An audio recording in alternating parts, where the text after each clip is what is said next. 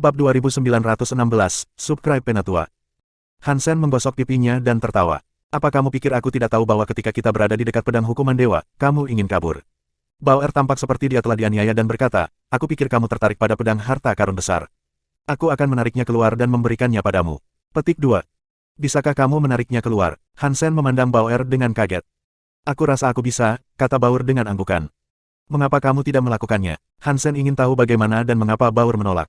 Itu bukan caranya yang biasa.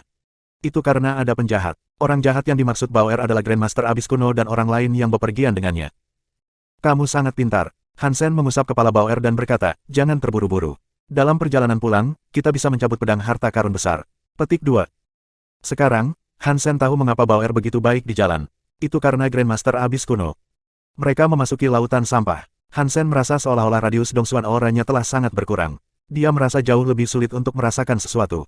Kekuatan lautan sampah itu kacau balau. Bahkan dongsuan aura sulit untuk dilemparkan. Dongsuan aura hanya bisa memindai hingga 1 mil jauhnya. Dengan hadiah energi yang kacau, itu terlalu banyak berkurang. Tidak heran Grandmaster Abyss kuno tidak mau berjalan bersamaku. Di tempat ini, tidak ada yang mau membawa bom waktu lebih dekat. Hansen melihat sekeliling dan melanjutkan dengan hati-hati. Ada pecahan logam, kristal, dan material berserakan di mana-mana. Ada juga mesin-mesin besar dan bangunan rusak, serta banyak barang kecil. Hansen tidak tahu apa itu kebanyakan. Setelah menavigasi di sekitar pilar batu raksasa yang rusak, Hansen melihat ke laut sampah di depannya. Ada cincin energi yang tampak seperti lubang hitam. Itu bergerak di dalam laut sampah. Lubang hitam itu lebih besar dari planet dengan pedang harta karun besar di dalamnya. Saat mereka lewat, sampah tersedot masuk. Meskipun Hansen terlalu jauh dari pusaran energi, dia masih merasakan hisapan yang kuat. Itu pusaran energi yang sangat menakutkan. Aku takut jika elit dewa yang sebenarnya tersedot, mereka tidak akan dapat menghindarinya. Hansen meninggalkan pusaran energi. Dia tidak berani mendekatinya. Di tempat ini, Hansen tidak akan menggunakan teknik teleportasi. Dia khawatir akan memasuki daerah yang bergolak atau tempat lain seperti itu. Ledakan, ledakan, ledakan. Hansen berkeliling lubang hitam. Dia melihat kerlipan kembang api yang keluar dari lautan sampah di depan. Itu seperti zat ringan yang berkedip-kedip. Itu tampak penuh warna dan cantik. Area dengan zat cahaya yang bersinar adalah tempat sampah terkoyak. Itu tidak dipaksakan. Itu seperti robot yang menghancurkan dirinya sendiri menjadi bagian-bagian yang lebih kecil. Benda apa ini? Hansen mengerutkan kening. Dia melihat beberapa roda gigi universal yang berkedip-kedip, tapi dia tidak tahu apa roda gigi universal itu. Sementara Hansen bertanya-tanya, dia melihat sungai bunga di sisi lain lautan sampah. Itu adalah sungai bunga yang nyata. Beragam jenis bunga dengan warna berbeda tumbuh di tengah sampah. Mereka melapisi sebagian besar sampah, menciptakan sungai bunga selebar 30 kaki. Tidak mungkin untuk mengetahui berapa lama itu. Sungai bunga sepertinya berlangsung selamanya. Ini bukanlah alam dengan atmosfer nol, tapi juga bukan tempat di mana tanaman normal bisa tumbuh. Ditambah lagi, ada debu putih di mana-mana. Tampaknya tidak normal jika bunga tumbuh di sana. Hansen melihat lebih dekat. Dia melihat ikan mas merah besar dengan kepala singa berenang di depan sungai kembang. Kemanapun dia pergi, lampu merah bersinar. Tempat sampah di sekitarnya memiliki bunga yang tumbuh di dalamnya. Pemandangan itu tampak ajaib dan indah. Kelas dewa sejati Xenogeneik. Hansen mengerutkan kening. Dia memperhatikan keberadaan ikan mas yang dilepaskan. Itu menakutkan. Itu pasti akan membuat hati semua orang melompat. Ada 8 atau 9 dari 10 kemungkinan bahwa itu adalah kelas dewa Xenogeneik sejati. Ikan mas Xenogeneik mengayunkan ekornya. Kemanapun ia pergi, jalan setapak dibersihkan di reruntuhan. Tidak peduli apakah itu logam atau batu atau tidak, bunga akan tumbuh setelahnya. Itu berenang menuju Hansen. Waktu yang tepat. Jika aku membunuh dewa Xenogeneik sejati ini, gen aku yang didewakan akan memiliki hampir terisi. Hansen menghunus pisau karma penyebabnya dan mempersiapkan diri untuk melawan ikan mas. Ketika ikan mas semakin mendekat, Hansen menemukan bahwa ikan mas itu sangat aneh. Sisiknya berwarna merah. Tidak diketahui dari jenis logam apa mereka dibuat, tetapi di dalamnya ada daging. Itu memiliki kekuatan unsur tumbuhan. Sangat sulit untuk mengatakan jenis Xenogeneik apa itu. Saat ikan mas semakin dekat, Hansen berpikir, sistem tandus yang besar benar-benar aneh. Mengapa Xenogeneik di sini memiliki begitu banyak elemen? Petik 2. Bunga tumbuh di atas tempat sampah. Laut sampah putih pucat tampak jauh lebih hidup. Hansen siap mengayunkan pisaunya dan melawannya, tetapi ikan mas itu membuka mulutnya dan mengeluarkan beberapa gelembung. Gelembung itu panjangnya 30 kaki. Mereka dengan lembut melayang menuju Hansen. Pisau karma penyebab Hansen memiliki udara ungu. Dia menggunakan fang untuk memotong gelembung. Gelembungnya sangat tipis. Rasanya seperti satu sentuhan bisa menghancurkan mereka. Ketika Hansen memangkas gelembung, udara pisau masuk ke dalam. Sepertinya itu dipengaruhi oleh semacam kekuatan yang berputar di dalam gelembung. Sepertinya dia jatuh ke pusaran. Apakah itu memiliki kekuatan elemen air? Hansen kaget. Dia tidak bisa menentukan apa elemen ikan mas itu. Melihat gelembung mengapung ke arahnya, Hansen mengelak dan menyerang ikan mas. Sebelum udara pisaunya bisa mendekati ikan mas mengeluarkan lebih banyak gelembung.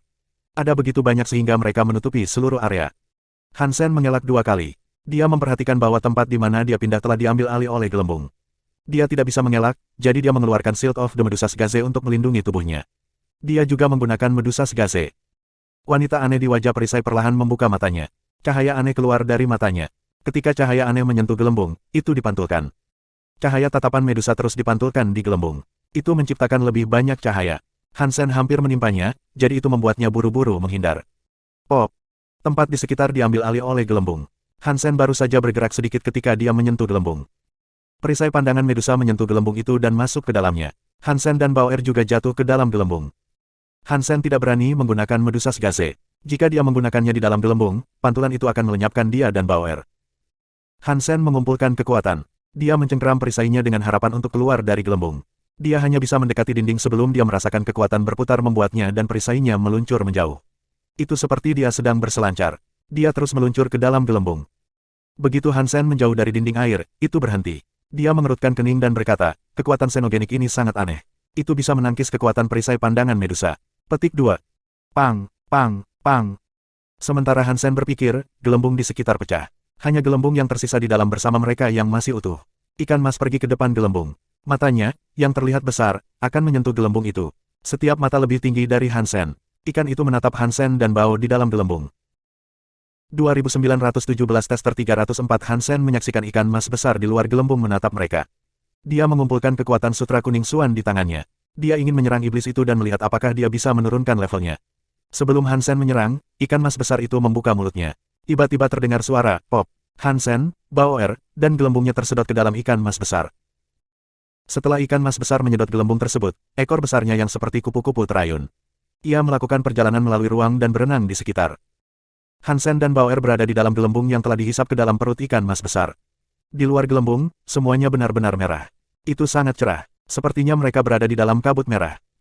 Di balik kabut merah, Hansen sedikit melihat dinding logam yang tampak tembaga. Bagian yang paling aneh adalah dinding logam itu memiliki simbol dan teks aneh di atasnya. Itu jelas merupakan konstruksi buatan manusia. Hansen memperhatikan bahwa gelembung itu tidak pecah, dan kekuatan zona itu tidak merusak tubuh mereka. Ia tertarik dengan teks dan simbol yang terpampang di dinding besi. Dia belum terburu-buru untuk menyerang. Apakah xenogenik di dalam sistem tandus besar itu semua buatan manusia? Mungkin sulit untuk membuat kelas dewa xenogenik sejati. Bahkan roh Tuhan tidak bisa melakukannya. Apakah sekret itu benar-benar sekuat sebelumnya? Hansen sedang memeriksa teks dan simbol di dinding logam. Hansen tidak tahu apa arti simbol itu. Penulis itu menggunakan bahasa umum alam semesta, jadi dia bisa memahaminya dengan baik. Penguji No. 304, Hansen membacanya dengan lantang. Jelas itu angka, hanya itu yang bisa dia lihat. Hansen mengerti kata-katanya, tapi itu tidak berarti apa-apa baginya. Cara kata-kata itu ditulis sungguh mengejutkannya. Dia mengenali kata-katanya. Saat itu, di sistem Tianxia, Hansen telah memasuki visi pertarungan ungu sebelum melompat ke penglihatan wanita lain. Itu adalah wanita yang terjebak di Gunung Dua Dunia. Tulisan tangannya sama dengan tulisan tangan di dinding besi itu. Sepertinya aku benar, ikan mas ini harus menjadi subjek uji suci. Wanita itu adalah peneliti untuk pemimpin suci. Ikan mas harus menjadi salah satu subjek tesnya. Hansen ingat bahwa di dalam perut laba-laba lubang hitam, dia bertemu dengan harimau putih. Itu membuat orang menanam jamur di kepala mereka. Meskipun dia tahu lebih banyak tentang asal-muasal ikan mas, itu adalah informasi yang tidak berguna bagi Hansen dan Bauer. Dia tidak tahu kemana perginya wanita itu. Dia ingin menemukannya dan mengajukan banyak pertanyaan, tetapi dia tidak melihat kulit atau rambutnya lagi. Hansen ingin memecahkan gelembung dan bergegas keluar, tetapi dia menyadari bahwa arah ikan mas sebenarnya adalah arah yang dia inginkan. Jantungnya melonjak. Dia mengurangi kekencangan tinjunya. Ikan ini menuju ke arah yang aku ingin tuju. Karena kita berada di dalam perutnya, tidak ada bahaya. Mari kita bawa ini untuk berkendara. Mungkin itu bisa menyelamatkan kita dari banyak masalah. Setelah memikirkan hal ini, Hansen tidak bergerak. Bauer melompat dari bahu Hansen. Dia melangkah ke dinding gelembung. Dia berselancar di dalam dan bersenang-senang. Hansen mengira itu aneh. Ikan mas telah menelannya, tetapi tidak memecahkan gelembungnya.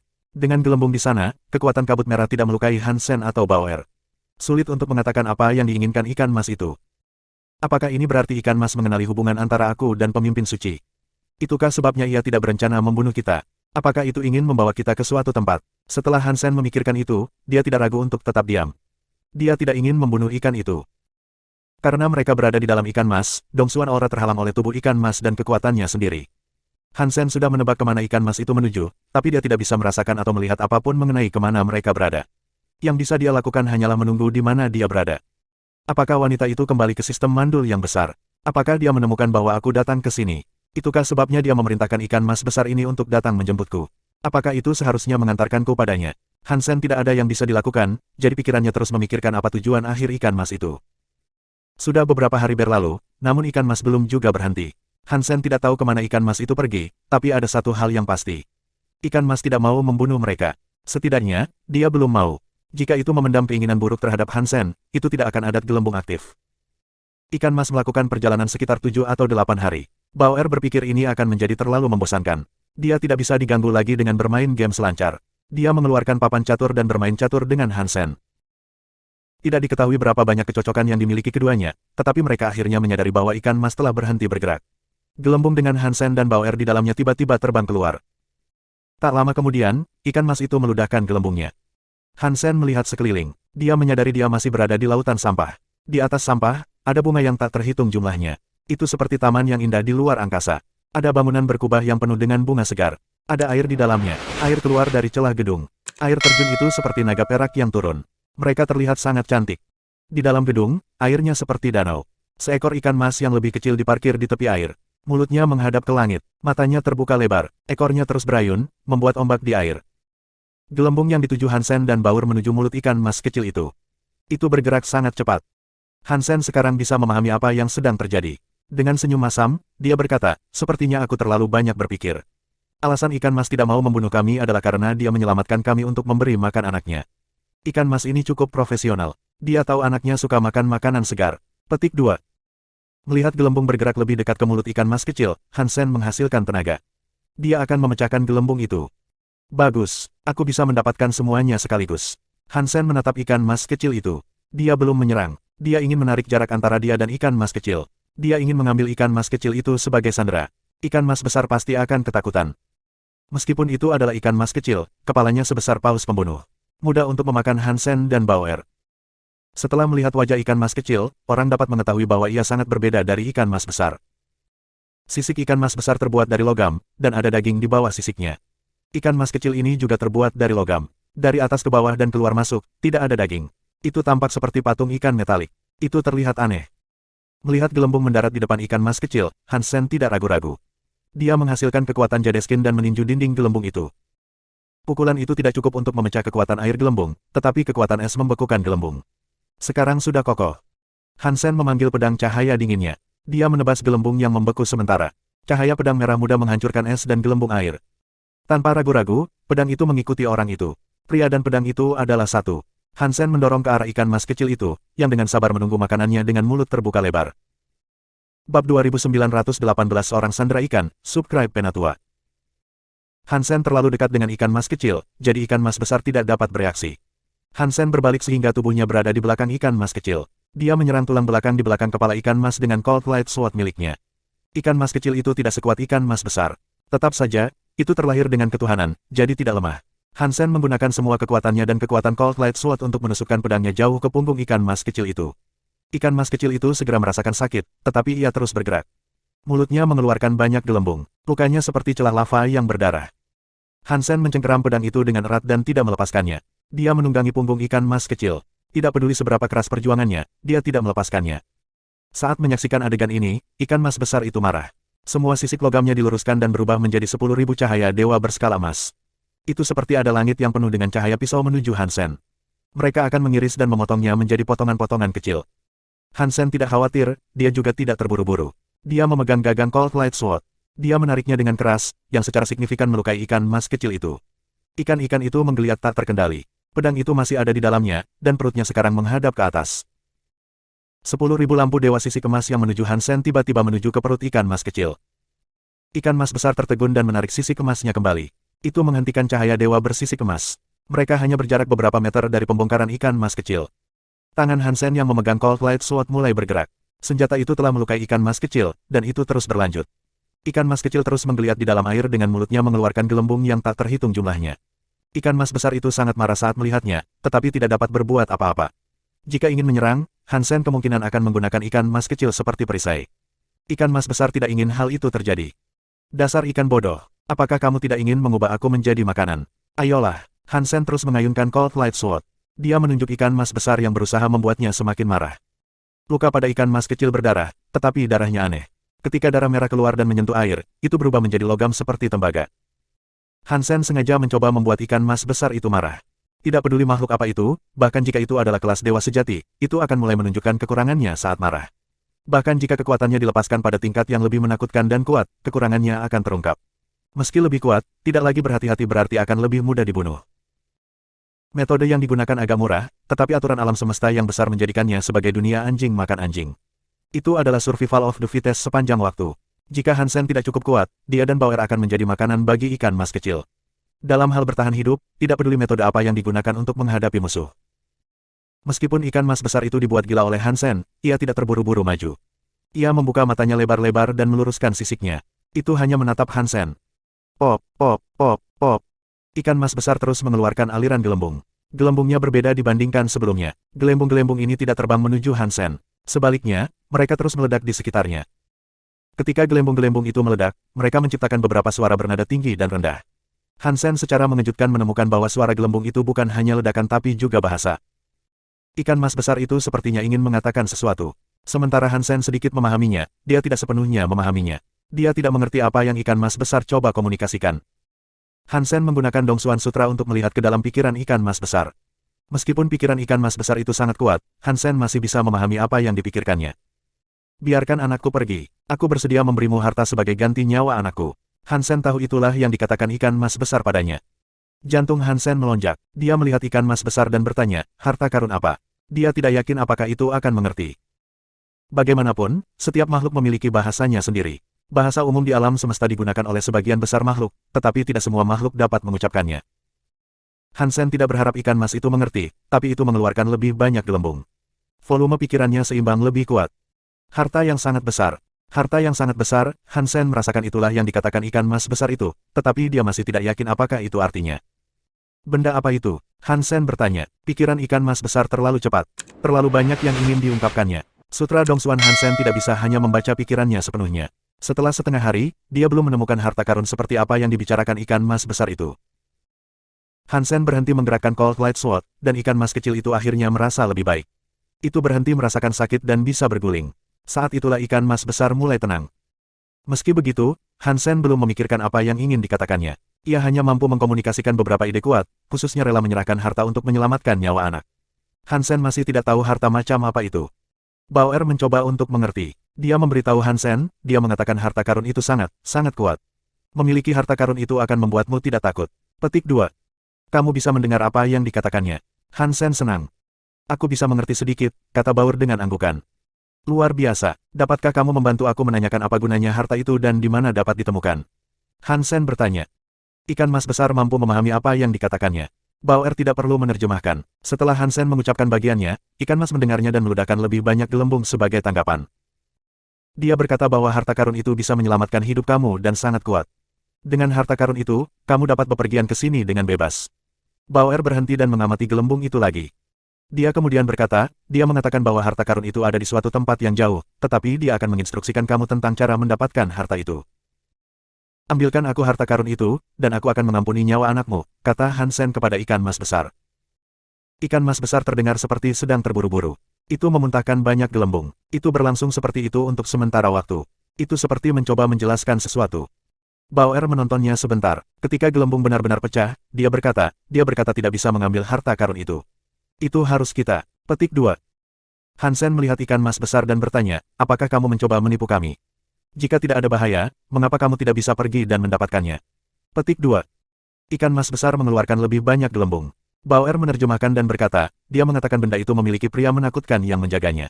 Jika dia pergi, hal yang menakutkan akan melihatnya dari jauh. Dia tidak bisa mendekat. Jika tidak, semua orang akan mati. Jika kita pergi, dia memiliki cara agar monster itu tidak dapat menemukan kita. Dengan begitu, kita bisa menemukan harta karun itu. Petik 2. Betulkah? Hansen melihat ikan mas besar itu. Dia sangat curiga tentang itu. Dia kemudian berpikir, dengan otak dan kecerdasan ikan mas besar, kecil kemungkinannya dia tahu bagaimana berbohong. Ayah, menurutku ikan ini bisa dipercaya. Lihat betapa miskinnya mereka. Biarkan ikan mas kecil pergi. Bauer memintanya. Baik. Jika kamu bisa dengan jujur memberitahuku di mana mendapatkan harta karun itu, aku akan mengampuni nyawa anakmu, kata Hansen sambil menatap ikan mas besar dengan dingin. Ikan mas kecil ternyata hanya kelas larva. Lagi pula itu tidak berguna untuk Hansen. Dia juga tidak berpikir dia memiliki apa yang diperlukan untuk mengalahkan ikan mas besar. Cukup bagus untuk mengeluarkan harta karun dari situasi itu. 2919 mengambang.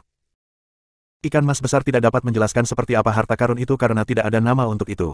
Bauer juga tidak bisa menebak apa yang ingin dijelaskannya. Cara ikan mas besar berbicara tentang cara mendapatkan harta karun juga terasa aneh. Hansen bertanya-tanya apakah ikan mas besar itu mencoba menipu mereka. Setelah mempertimbangkan kecerdasan ikan mas besar, kemungkinan ia bisa mengarang cerita yang rumit untuk menipu seseorang sangat kecil. Pada akhirnya, Hansen memutuskan untuk pergi dan melakukan apa yang dikatakan ikan mas besar itu. Hansen tidak melepaskan ikan mas kecil itu. Dia masih mengambil ikan mas kecil sebagai sandera dan membuat ikan mas besar memimpin jalan. Di lautan sampah yang tak berujung itu, Hansen dan Bauer disembunyikan di lemari ruang angkasa tua. Mereka telah melihat-lihat lingkungan mereka. Hansen menyesal mempercayai ikan mas besar. Dikatakan dia hanya perlu bersembunyi di tengah-tengah sampah dan mengikuti arus lautan sampah untuk mencapai lokasi harta karun itu. Hansen dan Bauer sudah lama tidak berada di lemari ruang angkasa yang rusak saat mereka melihat langit berkedip dengan beberapa zat cahaya ungu. Mereka mengurangi ukuran sampah. Hansen menyaksikan semua zat cahaya ungu berkedip saat mereka membusuk logam, batu, dan plastik. Dia takut dia dan Bauer akan membusuk bersama kabinet. Aku berharap ikan mas besar tidak berbohong kepadaku. Kalau tidak, aku akan kembali dan memasak seluruh keluarganya. Aku akan menambahkan cabai ekstra saat aku memasaknya. Setelah Hansen menarik tali busur, tidak ada jalan untuk mundur. Meskipun dia sangat marah, dia tidak punya pilihan selain mempercayai ikan mas besar itu. Dia memegang sisik merah yang tampak seperti api yang diberikan ikan mas besar padanya. Dia diberitahu untuk menahannya agar dapat melalui aliran magnet dengan aman. Ada lebih banyak zat cahaya ungu. Mereka seperti sekelompok kunang-kunang yang berkedip-kedip di langit. Mereka menuju ke zat lain. Ketika itu memiliki cukup zat cahaya ungu pada mereka, mereka membusuk dan hancur berantakan. Kabinet yang rusak memiliki cukup banyak zat cahaya ungu di atasnya. Hansen ragu-ragu dan bertanya-tanya apakah dia harus menggunakan suatu bentuk pertahanan. Ikan mas besar mengatakan bahwa dia tidak boleh menggunakan kekuatan dan mengungkapkan dirinya sendiri. Jika tidak, Xenogenik yang menjaga harta karun itu akan menemukannya. Jika itu terjadi, dia tidak akan memiliki kesempatan untuk mendapatkan harta karun itu. Jika ikan mas besar berbohong kepada Hansen, dan dia tidak menggunakan kekuatan pertahanan sekarang, hanya Tuhan yang tahu apa yang akan terjadi jika zat cahaya ungu menyentuhnya. Sementara Hansen ragu-ragu, cahaya merah terbentuk di sisik merah di tangannya. Lampu merah ada di lemari luar angkasa, menciptakan lapisan merah. Mungkin karena pelindung lapisan merahnya, tapi lemari luar angkasa tidak terurai seperti sampah antariksa lainnya padahal lemari antariksa diisi zat cahaya ungu. Melihat sisik ikan mas besar bekerja, Hansen merasa jauh lebih aman. Ayah dan putrinya bersembunyi di lemari luar angkasa. Sementara aliran cahaya magnet terus mengambang, mereka melihat lebih banyak sampah ruang angkasa yang membusuk. Ada istana batu kecil yang tampak seperti gunung di bawah zat cahaya ungu. Itu pecah dan menciptakan banyak batu besar. Ketika batu besar memiliki sejumlah besar zat cahaya ungu di atasnya, mereka menjadi batu yang lebih kecil. Proses itu terjadi berulang kali.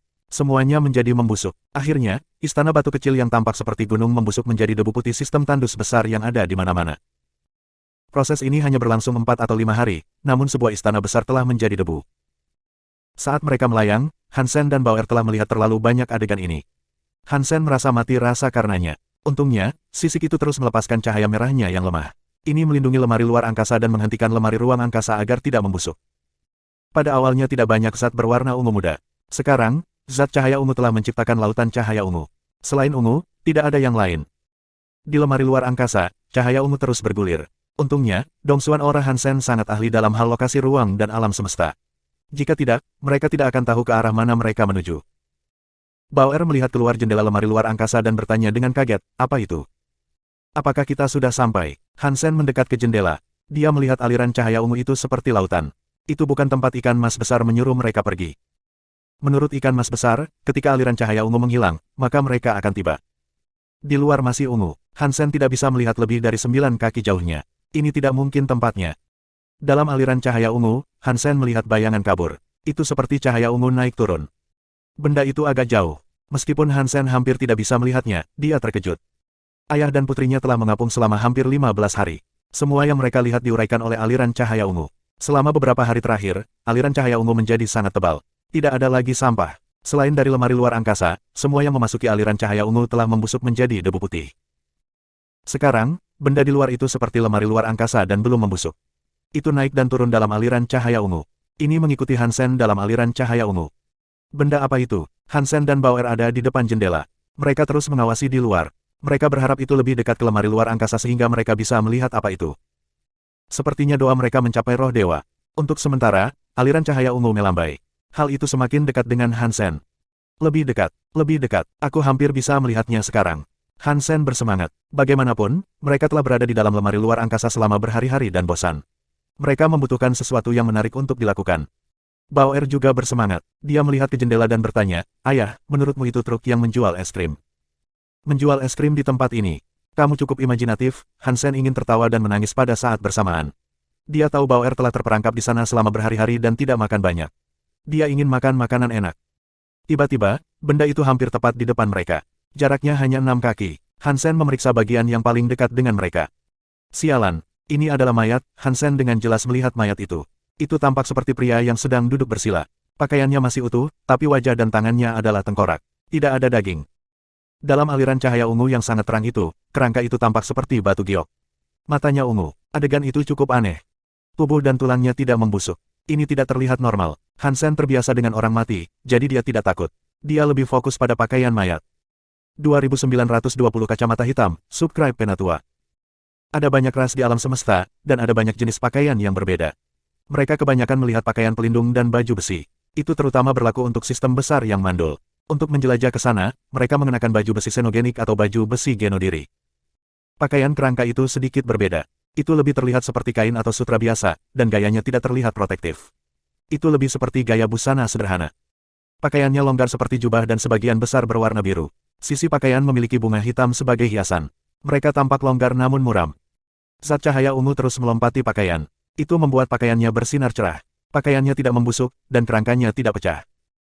Hansen berpikir, untuk bisa tidak terluka oleh aliran cahaya ungu, pakaian dan kerangka itu pasti spesial. Sayang sekali aku tidak bisa menggunakan kekuatan. Jika aku bisa, aku mungkin akan mengambil pakaian itu sendiri. Mungkin itu adalah harta karun tingkat tinggi. Petik 2. Tengkorak itu dekat dengan mereka, naik turun. Itu berada di dalam aliran cahaya ungu dan terus bergerak melalui zat cahaya ungu. Ini hampir menabrak lemari luar angkasa beberapa kali. Hansen tergoda untuk membawanya masuk. Lemari luar angkasa hanya cukup besar untuk memuat satu orang di dalamnya. Sangat sulit baginya dan Bauer berada di sana. Tidak ada ruang bagi kerangka untuk masuk ke dalam juga. Ditambah lagi, ikan mas besar berkata bahwa mereka harus bersembunyi dan tidak menampakkan diri. Jika tidak, semuanya akan sia-sia. Hansen terus memikirkannya, tetapi dia akhirnya menyerah pada ide itu. Lemari luar angkasa terus bergerak dengan aliran cahaya ungu. Hansen tidak tahu mereka lagi. Kerangka itu masih terbungkus oleh aliran cahaya ungu. Itu kadang-kadang menjauh dari lemari luar angkasa tetapi tidak pernah melangkah terlalu jauh. Setelah beberapa hari lagi, cahaya merah pada sisik mulai melemah. Sepertinya energinya habis. Cahaya merah di lemari luar angkasa juga telah meredup. Orang bisa mendengar kabinet luar angkasa mengeluarkan suara, tesi-tesi ah. Kedengarannya seperti akan hancur berantakan. Sisik ini tidak akan bertahan lama. Bagaimana jika ikan mas besar itu salah? Hansen melihat keluar. Cahaya ungu masih berkedip-kedip. Pang!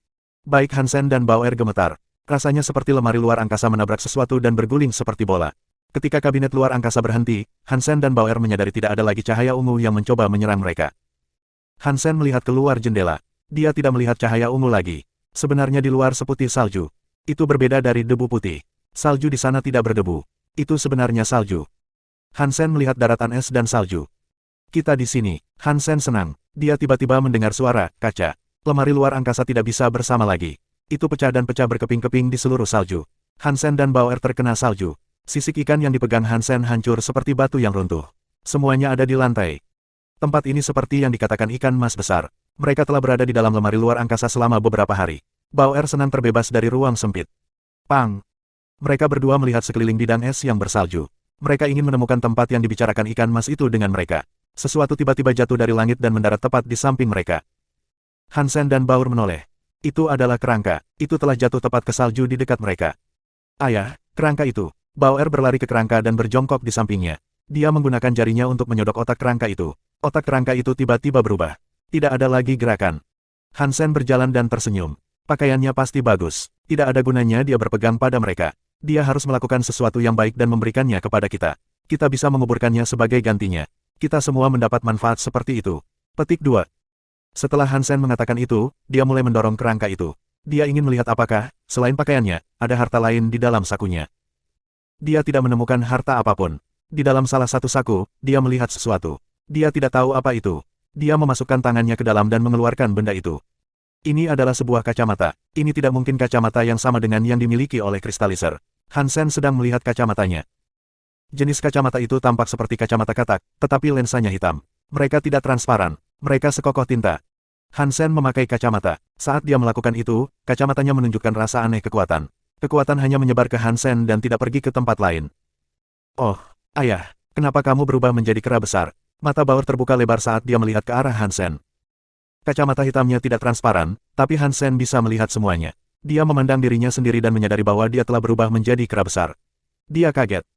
Dia melepas kacamata hitam, dan tubuhnya kembali normal. Ini adalah persenjataan kepribadian dewa. Han Sen melihat kacamata hitam di tangannya. Jantungnya melonjak. Kacamata hitamnya menghilang. Mereka muncul di Laut Jiwa. Ini berbeda dari Skyfin Radis Godlands. Setelah membunuh roh dewa, persenjataan kepribadian dewa itu seharusnya digunakan untuk membuat persenjataan kepribadian dewa lainnya.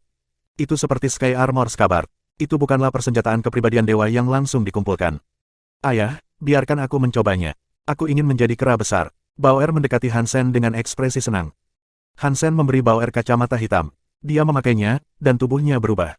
Wajahnya berubah, tapi dia tidak menjadi kera besar. Dia menjadi seekor lebah ukuran kepalan tangan. Dia mengepakkan sayapnya dan mendengung di telinga Han Sen. Ayah, aku menjadi seekor lebah kecil, kata Bauer sambil terbang dengan gembira. Kacamata ini bisa mengubah tubuh orang. Itu cukup luar biasa, pikir Han Sen. Bauer, seekor lebah kecil, mendarat di lantai. Dia kemudian berubah menjadi kelinci putih. Ayah, aku menjadi kelinci putih. Bauer sangat bersemangat. Dia terus melompat. Dia tiba-tiba berubah menjadi seekor merpati di udara. Dalam waktu singkat, Bauer mampu berubah menjadi banyak hal yang berbeda. Han Sen membeku. Dia berkata, sialan, hal ini seperti raja monyet yang bisa berubah 72 kali. Petik 2. Setelah mengawasinya sebentar, Han Sen merasa bosan. Dia berjongkok dan mencoba melepas jubah kerangka itu. Jubah itu mampu bertahan dari aliran cahaya ungu, jadi itu harus dibuat dengan barang bagus. Ini tidak bisa menjadi persenjataan kepribadian dewa lain, kan? Han Sen melepas jubahnya. Dia belum memakainya. Dia melihat kerangka itu dan mulai menggali lubang di es. Dia memasukkan kerangka itu ke dalam. Dia menutup tangannya dan berkata, aku menempatkanmu di tanah. Tidak, aku menempatkanmu di es sehingga kamu tidak perlu diekspos. Terima kasih atas item yang telah kamu berikan kepada kami, tetapi sekarang kami tidak lagi saling mengenal. Petik 2. 2921 patung di Jalan Gunung, subscribe Penatua. Setelah mengubur kerangka, Han Sen mengenakan pakaian seperti jubah. Dia tidak takut pada barang orang mati. Ditambah lagi, bajunya tidak terlihat kotor. Mereka sebenarnya terlihat agak baru. Hal-hal seperti bakteri telah diurai oleh zat cahaya ungu, jadi tidak ada yang kotor tersisa. Saat Han Sen mengenakan pakaian itu, dia mencoba menggunakan kekuatan untuk mengaktifkan kekuatan pakaian itu. Dia berpikir jika itu bukan persenjataan kepribadian dewa, setidaknya itu adalah harta karun. Tidak peduli seberapa banyak Han Sen mencoba mengaktifkannya, jubah biru dan hitam itu tidak bergerak. Itu seperti sesuatu yang normal tanpa energi. Benda ini tidak bisa menjadi harta karun. Itu tidak membusuk dalam aliran cahaya ungu, jadi setidaknya itu adalah dewa. Mengapa tidak ada reaksi apapun? Han Sen berpikir itu aneh, tapi tidak ada yang bisa dia lakukan jika pakaian itu tidak berguna. Dia mencoba merobek pakaian itu, tetapi itu terlalu keras. Bahkan dengan kekuatan Han Sen, dia tidak bisa merobek pakaiannya. Han Sen berpikir, sudahlah. Aku akan memakainya seperti baju besi. Dengan jubah ini, kekuatan seperti angin, api, guntur, dan kilat tidak bisa datang kepadaku. Petik 2. Han Sen melihat sekeliling. Dia melihat 3 gunung batu hitam jauh di seberang ladang es. Ketiga gunung batu tersebut terlihat sangat unik. Mereka berbeda dari gunung es dan gunung salju. Gunung es itu seperti pisau, dan gunung salju itu seperti gunung berapi berbentuk cincin. Hanya gunung batu hitam yang tampak seperti kelopak bunga teratai. Ketiga gunung itu tampak seperti karakter China untuk pin. Seharusnya ini tempatnya. Han Sen menjemput Bauer. Dia menginjak salju dan berjalan menuju 3 gunung batu hitam. Menurut ikan mas besar, setelah sampai, mereka harus berjalan melintasi salju. Mereka tidak bisa terbang atau berteleportasi. Jika tidak, mereka tidak akan mendapatkan harta karun mereka dan kemungkinan besar akan diserang oleh xenogenik yang menakutkan. Ikan mas besar adalah xenogenik kelas atas. Jika takut pada xenogenik ini, maka mereka harus menjadi sangat kuat. Han Sen tidak ingin mengambil risiko itu. Tempat ini sangat cerah. Jika kita terbang, kita akan terlihat. Tapi bukankah kita juga akan terlihat saat kita berjalan? Han Sen merasa agak curiga tentang semua itu. Karena mereka sudah ada di sana, tidak peduli apakah itu benar atau salah, dia harus mencobanya. Di jalan, itu seperti yang dikatakan ikan mas besar. Itu hanya es dan salju di sekitar. Tidak ada makhluk, tidak ada xenogenik juga, segala sesuatu di sekitarnya tampak mati. Ayah dan putrinya tidak menghadapi bahaya apapun. Mereka hanya menyia-nyiakan waktu dengan berjalan kaki ke 3 gunung batu hitam tersebut. Di kaki bukit, mereka melihat ke 3 gunung. Mereka sangat besar dan cantik. Ketiga gunung batu itu masing-masing tingginya sekitar 30.000 kaki. Mereka semua berbaris bersama. Di tengah perbukitan tempat mereka berada, ketiga gunung itu terbentang. Itu seperti bunga teratai yang baru saja mekar. Mengikuti tebing gunung, mereka pergi sejauh 7 atau 8 mil yang diperintahkan ikan mas besar untuk mereka tempuh. Mereka berhenti di tangga batu, yang akan membawa mereka ke atas gunung. Mereka mengikuti tembok gunung. Itu seperti tangga panjang yang naik ke surga. Setelah mereka tiba, Hansen tidak langsung naik. Dia melihat tangga batu. Jantungnya berdebar kencang. Menurut apa yang dikatakan ikan mas besar, dia dan Baur harus menghadap jauh dari tangga dan menutup mata. Untuk naik, mereka harus merasakan jalan ke atas secara membabi buta. Mereka juga tidak bisa menggunakan kekuatan apapun. Mereka bahkan tidak bisa menggunakan kekuatan seperti Kes Area atau semacamnya. Ikan mas besar juga mengingatkan mereka bahwa saat mereka menaiki tangga batu, tidak peduli suara apa yang mereka dengar di belakang mereka tidak dapat membuang muka dan membuka mata. Mereka harus terus maju apapun yang terjadi.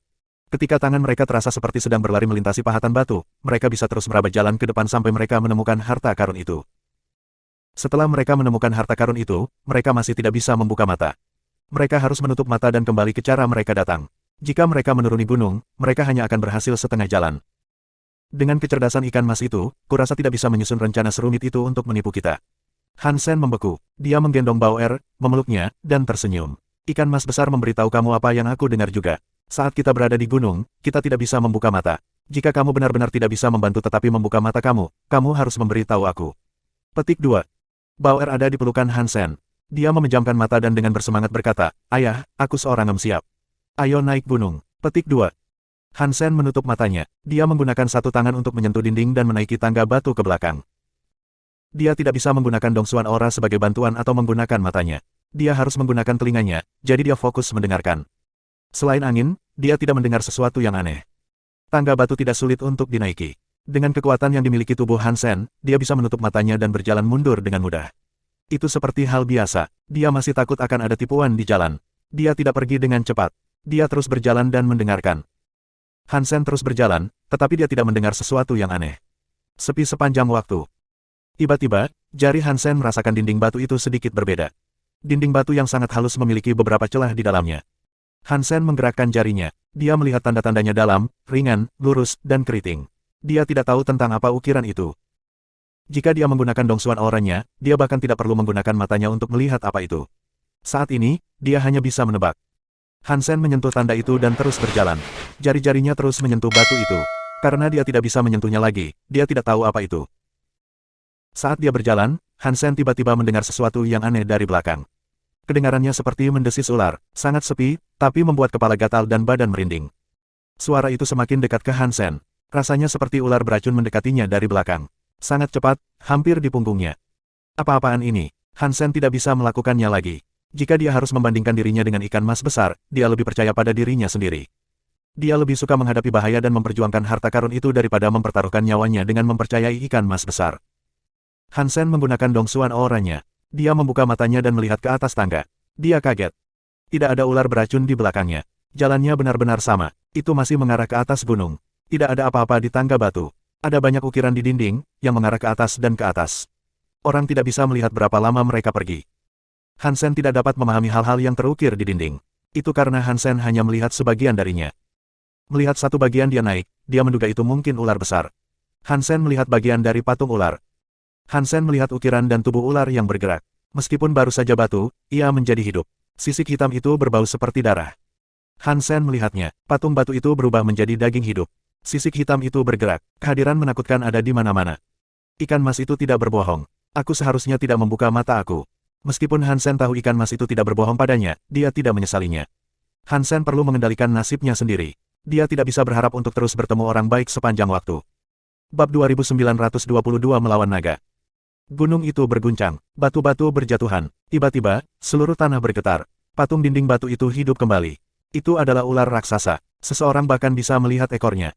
Berdasarkan apa yang dilihat Hansen, tubuh ular besar bersisik hitam setidaknya setinggi 36 kaki.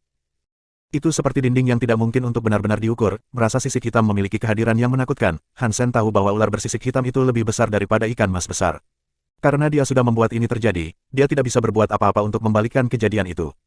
Dia terbang ke langit dan melihat ketiga gunung batu hitam dari luar angkasa. Dia melihat xenogenik besar melingkar di sekitar tiga gunung seperti teratai.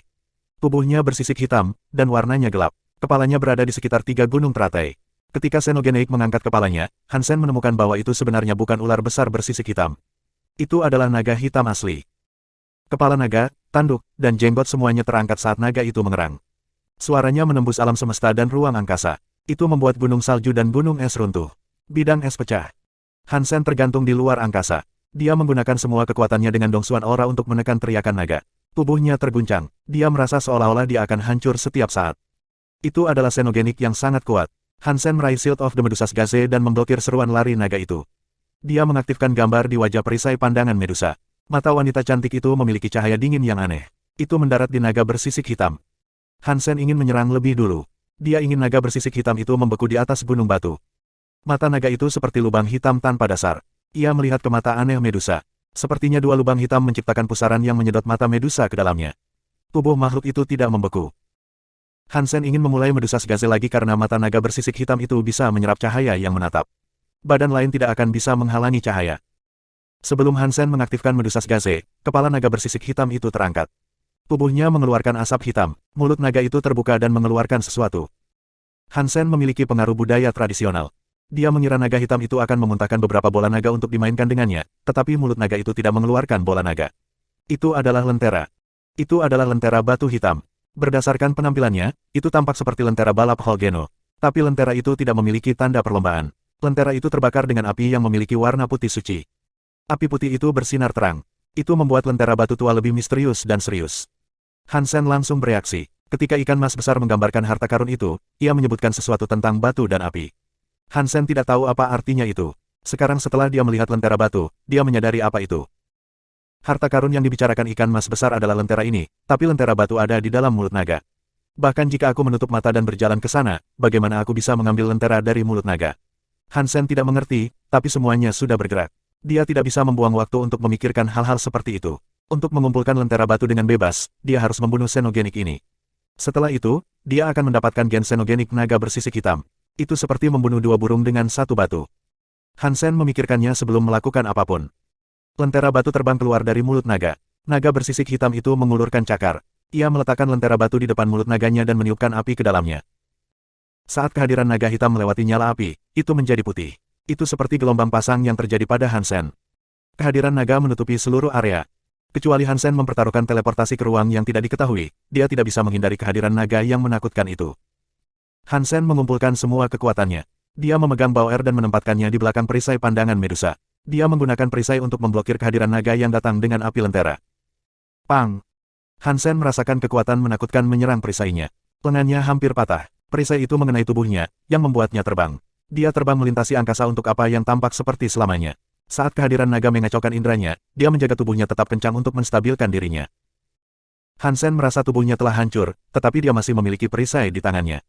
Dia kaget. Permukaan perisai terbakar dengan api suci ait nyala. Itu seperti nyala api di lentera batu. Api putih tidak memiliki panas, jadi tidak membakar perisai pandangan Medusa.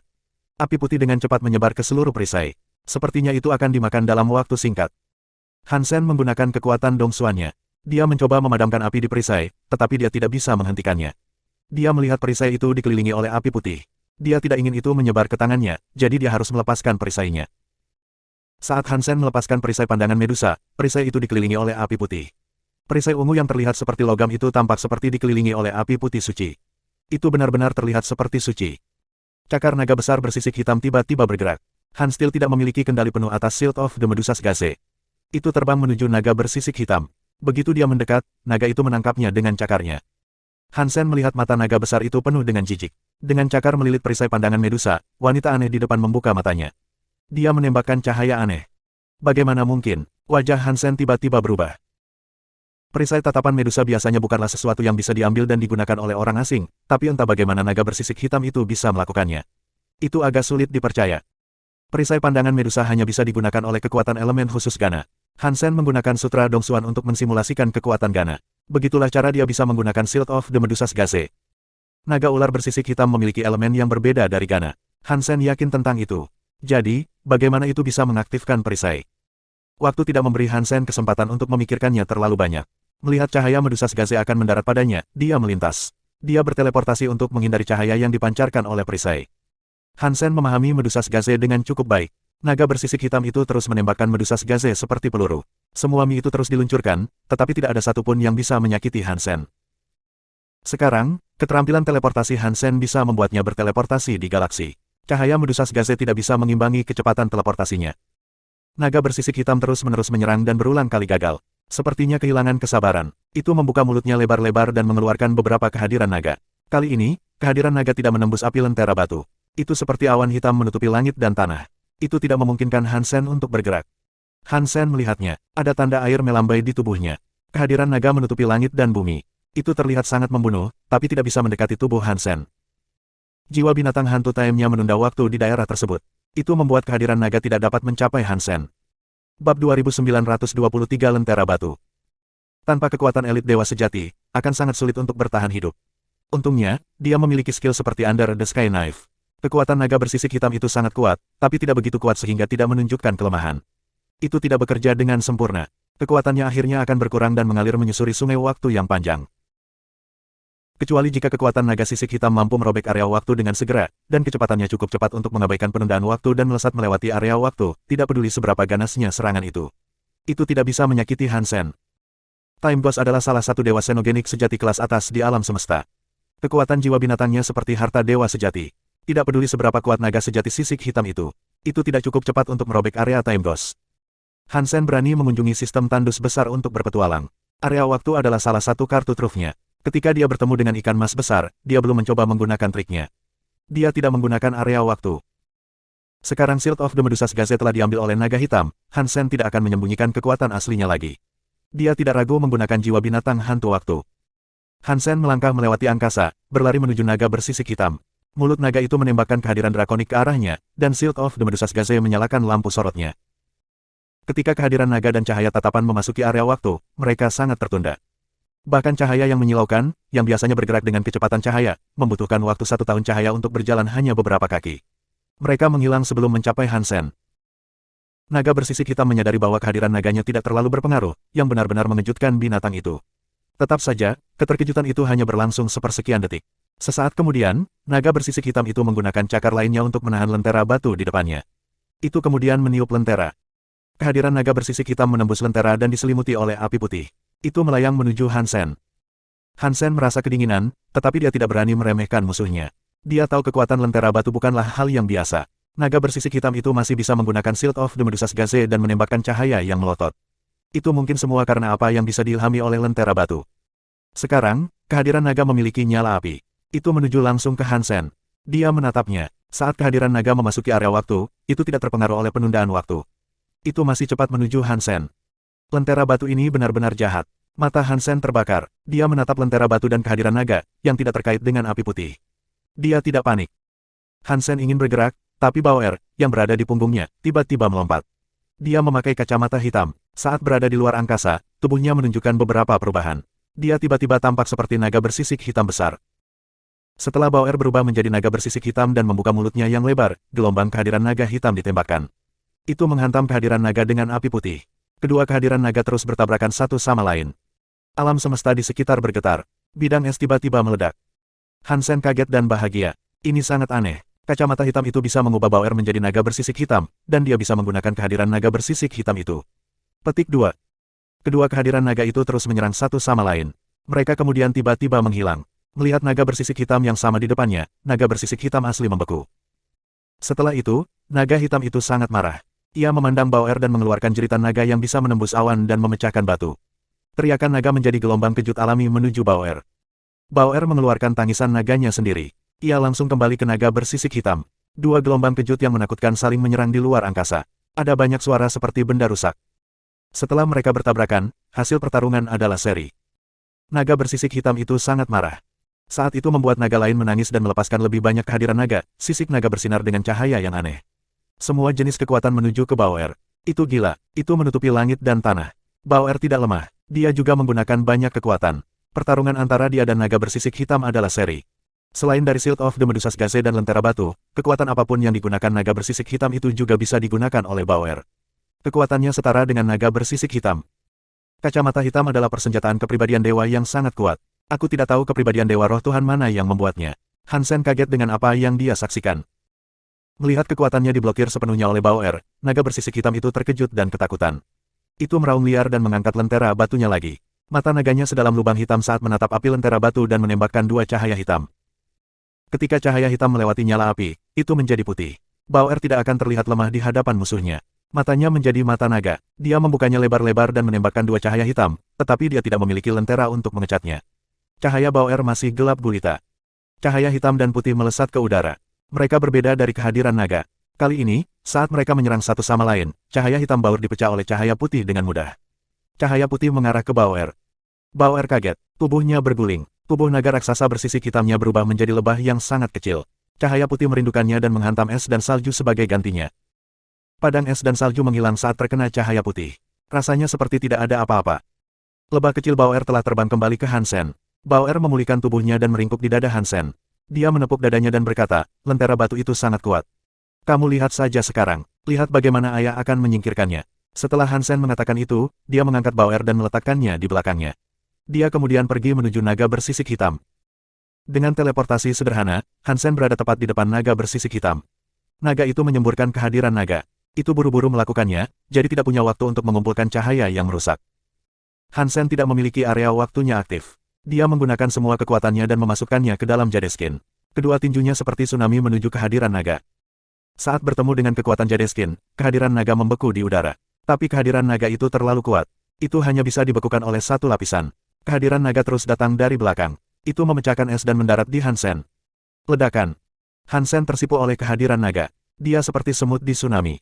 Kekuatan Jadeskin tidak cukup untuk melawan kehadiran naga. Kekuatan dewa sejati Hansen seperti kertas di depan kehadiran naga bersisik hitam. Blur. Setelah kehadiran naga melemah, tubuh Hansen terbang menjauh. Dia batuk darah, tapi dia tidak terluka. Pakaiannya tidak rusak. Dia telah melukai organ tetapi tidak banyak. Mengapa aku tidak terluka parah? Hansen mengira dia akan terluka parah, tapi lukanya sangat kecil. Dia melihat dirinya sendiri. Itu adalah efek dari jubah biru dan hitam. Naga hitam melihatnya bekerja dan menjadi bersemangat. Teriakan naga dan kehadiran naga semuanya memanggil Hansen. Naga itu tidak terburu-buru untuk menggunakan lentera batu. Jantung Hansen melonjak. Dia mengangkat tangannya dan menarik jubah hitam dan biru itu. Dia melemparkannya ke Bauer. Dia melambaikan tinjunya ke arah naga hitam itu dan berteriak, pegang pakaianku. Perhatikan bagaimana ayah membunuh naga hitam. Petik 2. Bab 2925 Kehancuran Suci. Dewa Xenogenik diburu. Naga iblis area mati, gen Xenogenik yang didewakan ditemukan. Pengumuman itu diputar di kepala Hansen. Dia merasa sedikit kecewa. Itu adalah Xenogenik yang sangat kuat, tapi tidak meninggalkan jiwa binatang. Itu memalukan. Aku takut di alam semesta ini, mungkin sulit untuk menemukan naga iblis area mati lainnya. Hansen menjilat bibirnya dan merasa sedikit berkecil hati. Dia berbicara pada dirinya sendiri dengan sedih. Kemampuan untuk mendapatkan jiwa binatang atau tidak adalah sesuatu yang tidak bisa dikendalikan oleh Hansen. Adapun peluangnya, dia belum tahu. Menurut apa yang Tuhan katakan padanya, roh Tuhan dan jiwa binatang pasti terdiri dari roh makhluk. Setiap makhluk memiliki roh, jadi mengapa seseorang hanya bisa mendapatkan jiwa binatang dengan membunuh Xenogenik di alam semesta? Mengapa jiwa binatang tidak diberikan setiap saat? Hansen tidak mengerti alasan di balik semua itu. Jika setiap Xenogenik memiliki roh, maka membunuh seorang Xenogenik pasti menghasilkan jiwa binatang buas. Tapi tidak seperti itu. Gen Xenogenik Dewa Naga Iblis area mati ini seharusnya cukup untuk membuat penghitungan gen pendewaan aku mencapai 100, tapi orang ini terlalu besar. Aku tidak tahu berapa lama aku akan memakan semuanya. Hansen melihat tubuh naga itu, yang terlihat seperti batu raksasa. Itu membuat senyum masam berkembang di wajahnya. Meskipun konsumsinya berada pada level tertinggi, menelan tubuh naga sebesar itu masih akan membutuhkan waktu lama. Dia harus menghabiskan 10 hari hingga setengah bulan untuk memakannya. Naga hitam itu sudah mati. Aku ingin tahu apakah ada harta karun lain yang bisa ditemukan di 3 gunung hitam. Hansen mengangkat tangannya dan mengangkat lentera batu tinggi-tinggi. Dia masih merasa agak rakus. Dia memanggil Bauer dan menaruhnya di selimut. Keduanya menuju ke 3 gunung batu hitam. Mereka tidak menemukan harta karun. Di tengah 3 gunung, ada lembah melingkar. Di dasar lembah ada sebuah teleporter tua. Tidak diketahui kemana arahnya. Hansen tidak tahu kemana teleporter itu pergi, jadi dia tidak mau mencobanya. Dia harus meninggalkan lembah dan bermain dengan lentera batu yang dimilikinya. Lentera batu itu aneh. Hansen tidak dapat mengaktifkan kekuatannya dan atau mengendalikannya. Jika dia memasukkan kekuatannya ke dalam api, api itu memberi kekuatan pada kekuatan yang dia lewati. Tidak peduli kekuatan apa yang melewati api. Kekuatan apapun ditingkatkan, itu benar bagi siapa saja yang menggunakannya. Lentera batu apa ini? Ini tidak terlihat seperti persenjataan kepribadian dewa, dan tidak terlihat seperti harta Xenogenik.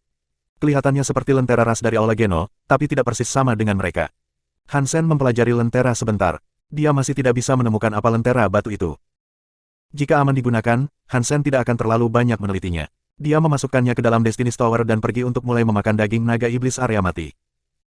Setelah dia mengambil beberapa gigitan, dia melihat cahaya emas dan merah muncul di langit. Ikan mas besar itu terbang ke arahnya. Itu membawa serta ikan mas kecil. Karena ikan mas besar tidak berbohong, dan Hansen telah memaksimalkan gennya setelah memakan naga iblis area mati, dia tidak berencana membunuh salah satu ikan mas. Ketika melihat tubuh naga iblis area mati, ikan mas besar tampak sangat bersemangat. Itu membawa ikan mas kecil ke hadapan Hansen dan terus menembakkan gelembung seolah-olah mencoba mengatakan sesuatu. Bauer menerjemahkan gelembung. Ia mengatakan terima kasih telah membunuh naga iblis area mati untuk itu. Dia dan anaknya sangat menghargainya. Jika ada kesempatan, ia ingin membalas budi suatu hari nanti. Petik 2. Tentu saja, kamu harus membayar aku kembali. Datang saja kapanpun aku membutuhkanmu, kata Hansen kepada ikan mas dan anaknya. Keluarga ikan mas tampaknya memahami kata-kata Hansen dan mengangguk. Ikan mas besar menyemburkan banyak gelembung ke arah Hansen. Setelah itu, ia berenang ke puncak 3 gunung hitam. Itu menoleh dan menembakkan lebih banyak gelembung ke Hansen. Dikatakan bahwa naga iblis area mati sudah mati, kata Bauer. Sekarang, anak itu akhirnya bisa dipulangkan. Ia ingin mengundang kita ke rumahnya. Petik 2. Hansen memandang ikan mas besar dengan rasa ingin tahu dan bertanya, rumahmu tidak akan kebetulan berada di sisi lain teleporter, bukan? Ikan mas besar mengangguk. Itu memuntahkan banyak gelembung. Bauer mencoba menjelaskan. Dikatakan bahwa rumahnya ada di sisi lain teleporter. Sesuatu yang terjadi bertahun-tahun yang lalu adalah alasan utamanya melarikan diri ke tempat ini. Kemudian, naga iblis area mati mengambil alih teleporter. Mereka tidak bisa kembali. Sekarang setelah kamu membunuh naga iblis area mati, mereka akhirnya bisa pulang. Jadi, mereka sangat bersyukur. Mereka ingin kamu pergi dan mengunjungi mereka. Mereka juga akan menghadiahimu dengan lebih banyak harta juga. Petik 2. Tentu, aku tidak keberatan pergi ke sana. Setelah mendengar ada harta karun yang bisa ditemukan, Hansen berhenti ragu-ragu.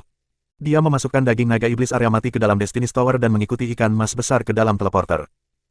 Dia sekarang mengerti sepenuhnya. Orang bilang ikan hanya punya ingatan 7 detik. Apakah itu benar atau tidak diketahui. Ikan mas besar ini adalah xenogenik dewa kelas atas. Kecerdasan dan ingatannya tidak begitu baik. Hansen memperkirakan kecerdasannya dan tidak berpikir itu bisa membohongi orang. Jadi, dia tidak terlalu khawatir. Dia memegang Bauer dan mengikuti ikan mas besar dan kecil ke teleporter. Tubuh ikan mas besar mengeluarkan cahaya merah. Cahaya masuk ke teleporter. Teleporter itu diaktifkan. Itu mulai bersinar. Hansen merasa matanya menjadi hitam.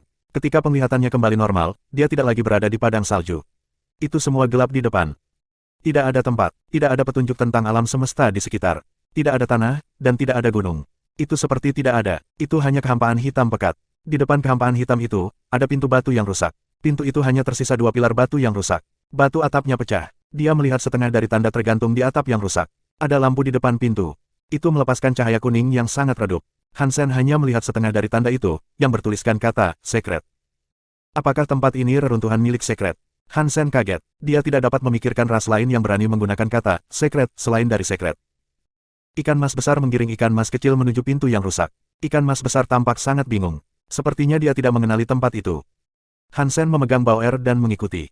Sebelum ikan mas besar berjalan di depan pintu, ia melihat pintu mengeluarkan cahaya dingin. Ikan mas besar tidak bersiap. Itu ditembak tepat di dahi.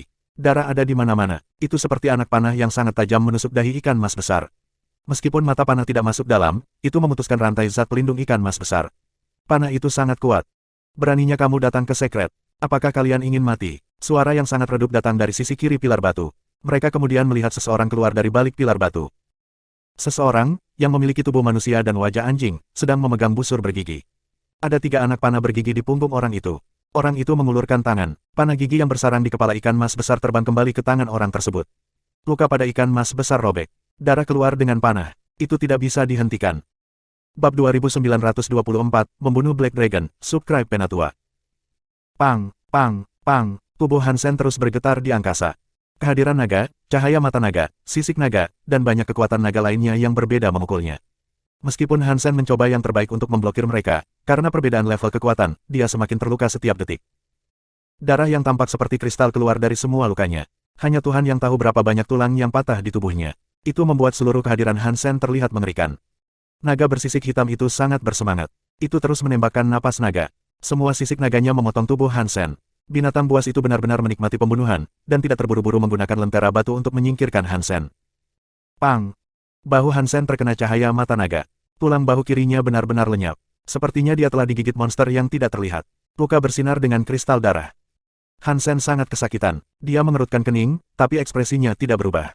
Dia dengan dingin menatap naga hitam itu dan berkata, apakah kamu bersenang-senang? Tubuh Hansen sekarang penuh dengan 1000 lubang. Tidak ada yang tahu berapa kali naga hitam itu memukulnya. Jika Hansen adalah dewa xenogenik sejati biasa, dia akan mati. Untungnya, tubuh Hansen telah diperkuat 4 kali. Itulah yang memungkinkannya bertahan hingga sekarang. Tentu saja, dia sengaja melakukan itu. Jika tidak, setengah dari luka di tubuhnya bisa dihindari.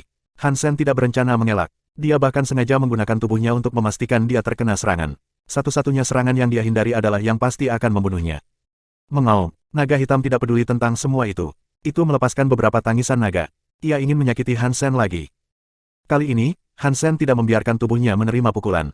Dia mengeluarkan cahaya Buddha, yang berbentuk seperti bulan, dari pinggangnya. Itu adalah pisau yang sangat tipis. Saat Hansen mencabut pisaunya, cahaya Buddha menutupi tubuhnya. Luka Hansen hampir menghilang seketika. Tubuhnya kembali dalam kondisi prima.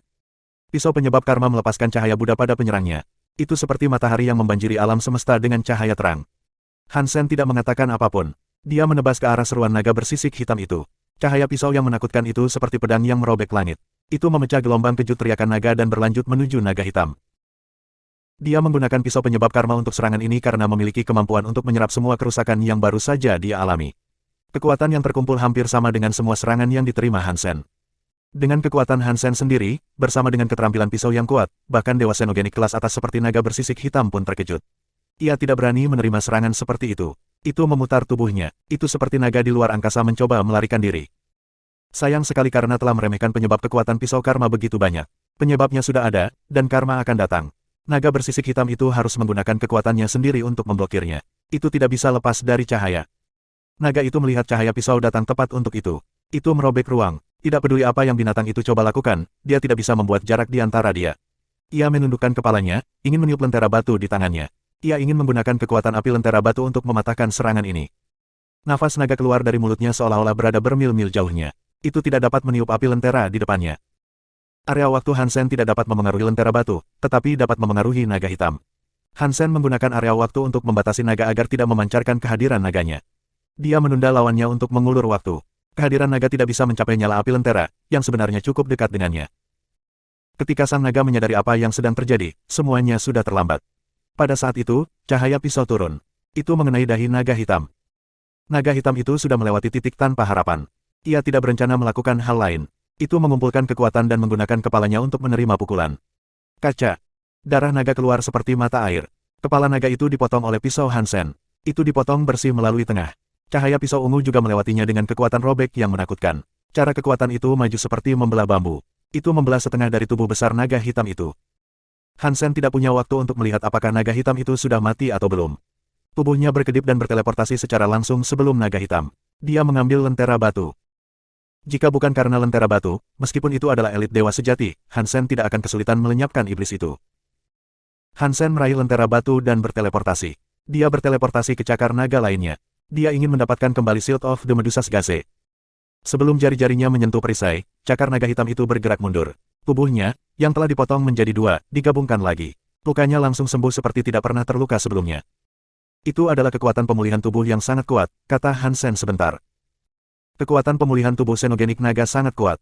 Naga hitam ini, khususnya, cukup luar biasa. Itu seperti memiliki tubuh yang abadi. Naga sisik hitam melihat lentera batu diambil dan dia sangat marah. Awan hitam naik dan membawa penindasan tanpa akhir dalam perjalanan menuju Hansen. Naga kecil bodoh. Beraninya kamu menyinggung Godfather. Jika kamu tidak berhenti, aku akan membunuhmu. Hansen sedang memegang lentera batu. Dia menghasilkan kekuatan sutra kuning Suan. Dia menunjuk ke nyala api dan menusuknya. Ketika kekuatan Suan Yellow melewati nyala api, itu menyentuh nyala api putih. Itu membuat kekuatan Suan Yellow menjadi putih. Itu menuju naga bersisik hitam. Hansen merasa seperti lentera batu adalah semacam pendorong. Setelah sutra kuning Suan dilemparkan melalui lentera, kekuatannya telah meningkat dengan sangat besar. Berdengung. Sutra kuning Suan mematahkan kehadiran naga dan mendarat di naga bersisik hitam. Hansen melihat self cockwheel hitam raksasa naga itu didorong oleh kekuatan Suan Yellow. Itu berputar ke belakang. Wajah naga bersisik hitam itu berubah saat tubuhnya mulai bergerak dan berubah. Itu mencoba melawan kekuatan Suan Yellow, tetapi tidak ada yang berhasil. Tubuhnya dengan cepat berpindah, dan kekuatannya menjadi lemah. Dia beralih dari dewa sejati ke kelas kupu-kupu. Hansen senang. Dengan kekuatan yang dia miliki, seharusnya sulit untuk mengubah roda gigi naga bersisik hitam itu. Sekarang, dia memiliki lentera batu untuk menutup celah. Dia membuat naga besar bersisik hitam berubah menjadi kelas kupu-kupu. Tidak butuh waktu lama, tapi masih sangat mengejutkan. Ini adalah lentera batu yang sangat bagus. Itu sangat kuat. Aku khawatir ini lebih kuat dari persenjataan kepribadian dewa seperti Skyfin Radis. Hansen sangat gembira. Sekarang, dia tidak punya waktu untuk mengagumi hasil karyanya. Dia mengeluarkan pisaunya dan menebas ke arah naga bersisik hitam itu. Naga itu adalah kelas dewa sejati, jadi Hansen tidak bisa mengalahkannya. Sekarang kelas kupu-kupu, Hansen bisa dengan mudah mengalahkan naga bersisik hitam. Menggunakan area waktu, naga bersisik hitam tidak dapat melarikan diri. Itu menebas seperti orang gila, memotong naga bersisik hitam menjadi beberapa bagian. Naga bersisik hitam itu belum mati. Hansen menggunakan skill Under the Sky Knife miliknya. Itu membuat cahaya pisau yang tak terhitung jumlahnya saling bersilangan. Itu memotong tubuh naga berkeping-keping. Tubuh naga menjadi kelas dewa sejati lagi. Itu akan menyatukan kembali tubuhnya setelah dipotong-potong. Hansen melihat sesuatu yang bersinar di dalam mulut naga itu. Dia menebas dan menghancurkan benda yang mengilap itu. Blur. Mayat naga itu seperti balon yang bocor. Ini dengan cepat mengempis. Darah naga mulai menyembur keluar. Hansen berlumuran darah naga. Bab 2926 Dog Hybrid. Ikan mas besar sangat marah. Semua sisik merahnya tegak. Banyak bilah sisik merah keluar dari tubuhnya. Rasanya seperti langit penuh cahaya menuju pria berwajah anjing itu. Pria berwajah anjing itu mendengus dingin. Dia mundur 2 langkah. Dia pergi ke belakang pilar batu. Ada 10.000 cahaya sisik merah mendarat di pintu. Pilar yang rusak di sebelah pintu menghasilkan pusaran ruang. Cahaya sisik merah mendarat di atasnya, dan menghilang. Sepertinya itu telah menyerap pintu. Sekret sangat bagus. Pintunya rusak dan hanya 2 pilar yang tersisa, tetapi masih bisa menahan serangan yang dilakukan oleh makhluk dewa sejati. Tidak heran mengapa mereka adalah eksistensi paling menakutkan di alam semesta. Hansen menghela nafas. Pria berwajah anjing itu berdiri di belakang pilar batu. Sementara kekuatan ikan mas besar diserap oleh pintu, dia dengan cepat menembakkan 2 anak panah lagi. Dia dengan cepat menembaki keluarga ikan mas. Ikan mas besar menembakkan rentetan gelembung. Dia melakukannya untuk melarang penerbangan kedua anak panah tersebut. Anak panah 2 gigi itu masih bisa menembus gelembung dan tidak tertangkap oleh mereka. Ikan mas besar terkejut dan marah, tetapi sudah terlambat untuk diblokir. Ikan mas besar itu bergerak dan menghindari panah 2 gigi itu. Ikan mas kecil tidak bisa bergerak begitu cepat. Itu akan ditembak di kepala. Panah gigi mampu merusak ikan mas besar, tetapi ikan mas kecil hanyalah kelas larva. Anak panah itu akan menembus kepala dan tubuhnya. Dong! Melihat panah gigi itu akan melubangi kepala ikan mas kecil itu, sebuah pisau tiba-tiba menebas panah gigi itu. Panah gigi terbang menjauh. Ikan mas kecil pergi ke belakang ikan mas besar. Hansen memegang pisau penyebab karma. Dia hanya berdiri di sana melihat pria berwajah anjing itu.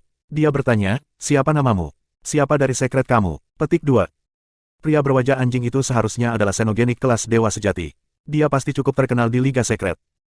Kamu hanyalah seorang kristalizer, seorang hamba sekret, namun kamu tidak tahu namaku.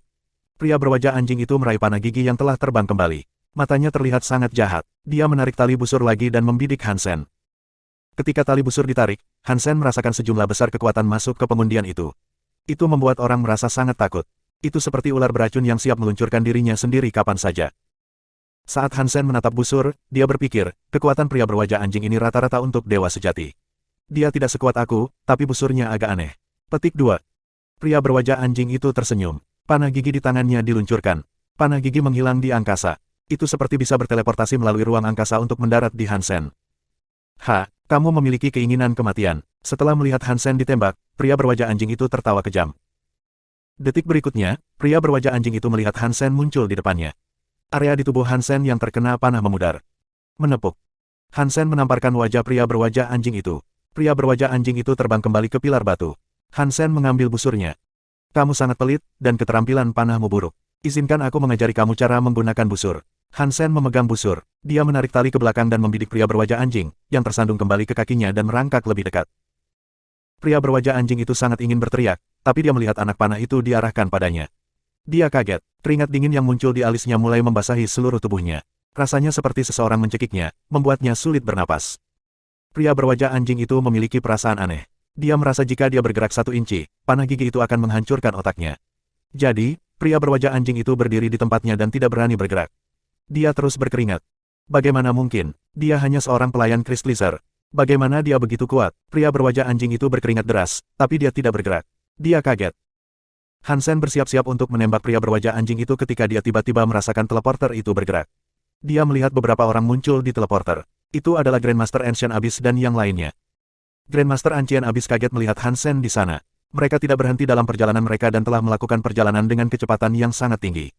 Namun, Hansen sudah mencapai reruntuhan sekret sebelum mereka. Setelah melihat lebih banyak makhluk muncul, ikan mas besar berenang menuju Hansen dengan ikan mas kecil. Dia sedang melihat mereka. Grandmaster Ancient Abyss memandang Hansen dan ikan mas besar. Dia kemudian melirik pria berwajah anjing dengan busur mengarah tepat ke arahnya. Dia tersenyum ketika bertanya, Godfather Han, bagaimana situasi di sini? Hansen berkata, aku tidak tahu xenogenik apa itu. Dia bersembunyi di balik pilar yang menembakkan panah. Beri aku waktu sebentar, Grandmaster.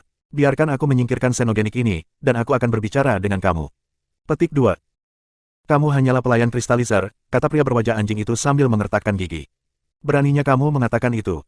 Jika kamu berani menyentuhku, ibuku akan membunuhmu begitu parah sehingga kamu bahkan tidak memiliki tubuh yang tersisa untuk dikubur. Petik 2. Oh, dan siapa ibumu? Hansen memandang pria berwajah anjing itu. Pria berwajah anjing itu mengertakkan gigi dan berkata, ibuku adalah dewa bayangan bulan. Jika kau menyentuhku, dia akan mencabik-cabikmu. Petik 2. Dewa bayangan bulan, apakah seseorang seperti itu termasuk dalam sekret? Aku belum pernah mendengar tentang mereka sebelumnya. Hansen sudah lama memikirkannya. Dari 10 jenderal dan 4 hewan suci, tidak ada seorang pun dengan nama itu. Grandmaster Ancient Abyss tampak terkejut. Dia memandang pria berwajah anjing dan bertanya, apakah ibumu dewa bayangan bulan? Iya, ibuku adalah dewa bayangan bulan.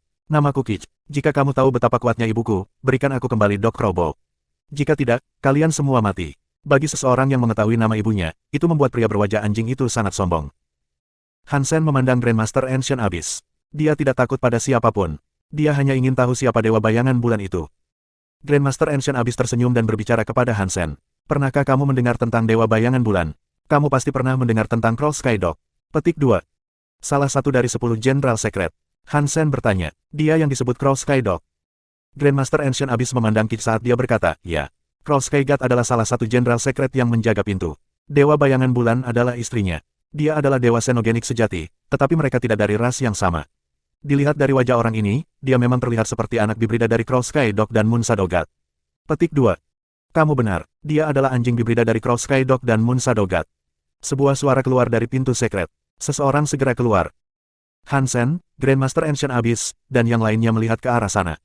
Mereka melihat orang itu keluar dari kegelapan. Dia mengenakan jubah emas. Dia memiliki rambut putih dan janggut putih. Dia orang tua, tapi tulangnya sangat kuat. Dia terlihat sangat kuat. Meskipun dia berjalan sendirian, dia tampak seperti seorang raja yang muncul. Dia begitu kuat sehingga tidak ada yang bisa menggambarkannya. 9.000 Raja, ketika Grandmaster Ancient Abyss dan beberapa elit Dewa Extreme King melihat sesepuh berjubah emas, ekspresi mereka berubah. Salah satu elit Dewa berteriak. Aku tidak menyangka di alam semesta ini, ada beberapa yang masih mengingatku, kata 9.000 Raja dengan dingin. Bab 2927, Subscribe Penatua. Ketika Kich melihat 9.000 Raja, ekspresinya berubah. Hansen mengarahkan busur ke wajahnya. Dia tidak berani bergerak, tapi wajahnya terus berubah. Hansen mengerutkan kening dan menatap 9.000 Raja. Dia tidak tahu siapa dia. Hansen tidak tahu banyak tentang suci, dan dia belum pernah mendengar tentang orang ini. 9.000 Raja memandang Hansen. Dia kemudian melirik Kich dan diam-diam berkata, anjing bibrida ini tidak penting bagiku. Setelah itu, 9.000 Raja berjalan ke Kich. Sepertinya dia bahkan tidak memperhatikan Hansen berdiri di sana memegang busur. Hansen terus melatih Kich.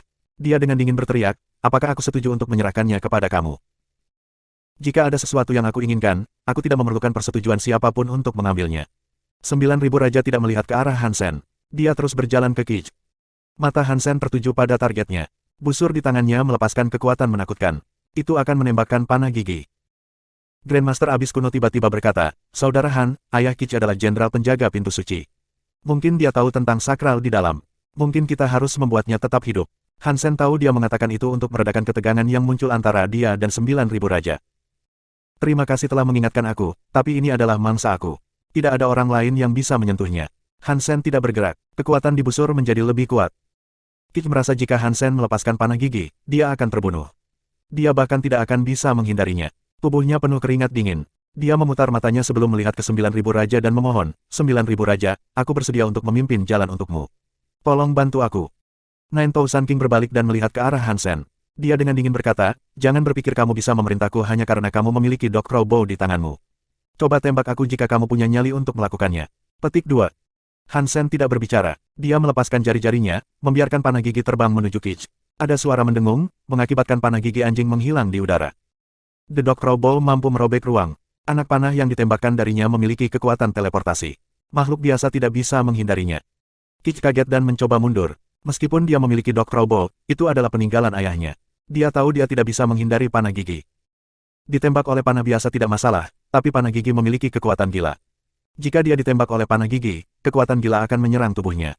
Itu akan mengubahnya menjadi anjing gila yang akan mencoba menggigit semua orang. Dia tidak akan bisa berpikir lagi dan akan menjadi lebih buruk dari binatang. Saat Kit terjatuh ke belakang karena terkejut, sebuah tangan muncul di depannya. Itu memegang panah gigi yang ada di udara. Itu adalah tangan 9.000 Raja. 9.000 Raja, tolong selamatkan aku. Aku bersedia menjadi sapi kamu. Aku akan menjadi kudamu. Aku akan menjadi hamba dan budakmu. Aku bisa membawamu ke suci. Kit merangkak di depan 9.000 Raja, memohon dan memohon. 9.000 Raja mengabaikan Kit, yang berada di kakinya. Dia memegang panah dan dengan dingin menatap Hansen. Sepertinya aku belum terlalu lama keluar. Alam semesta sebagian besar telah melupakan nama aku. Petik 2. Sementara mereka berbicara, 9.000 Raja membuat panah gigi di tangannya berkedip dengan kekuatan yang aneh. Itu seperti asap dan api. Kekuatan emas sepertinya menutupi seluruh panah. Berdengung. Tiba-tiba, 9.000 Raja menembakkan panah gigi kembali ke Hansen. Meskipun tidak ada buff Doctor Bolt atau kekuatan ruang robek, panah gigi itu secepat teleportasi. Hansen melihat kilatan cahaya emas saat panah gigi datang tepat di depan tenggorokannya. Keringat di kulitnya bisa merasakan ketajaman mata panah.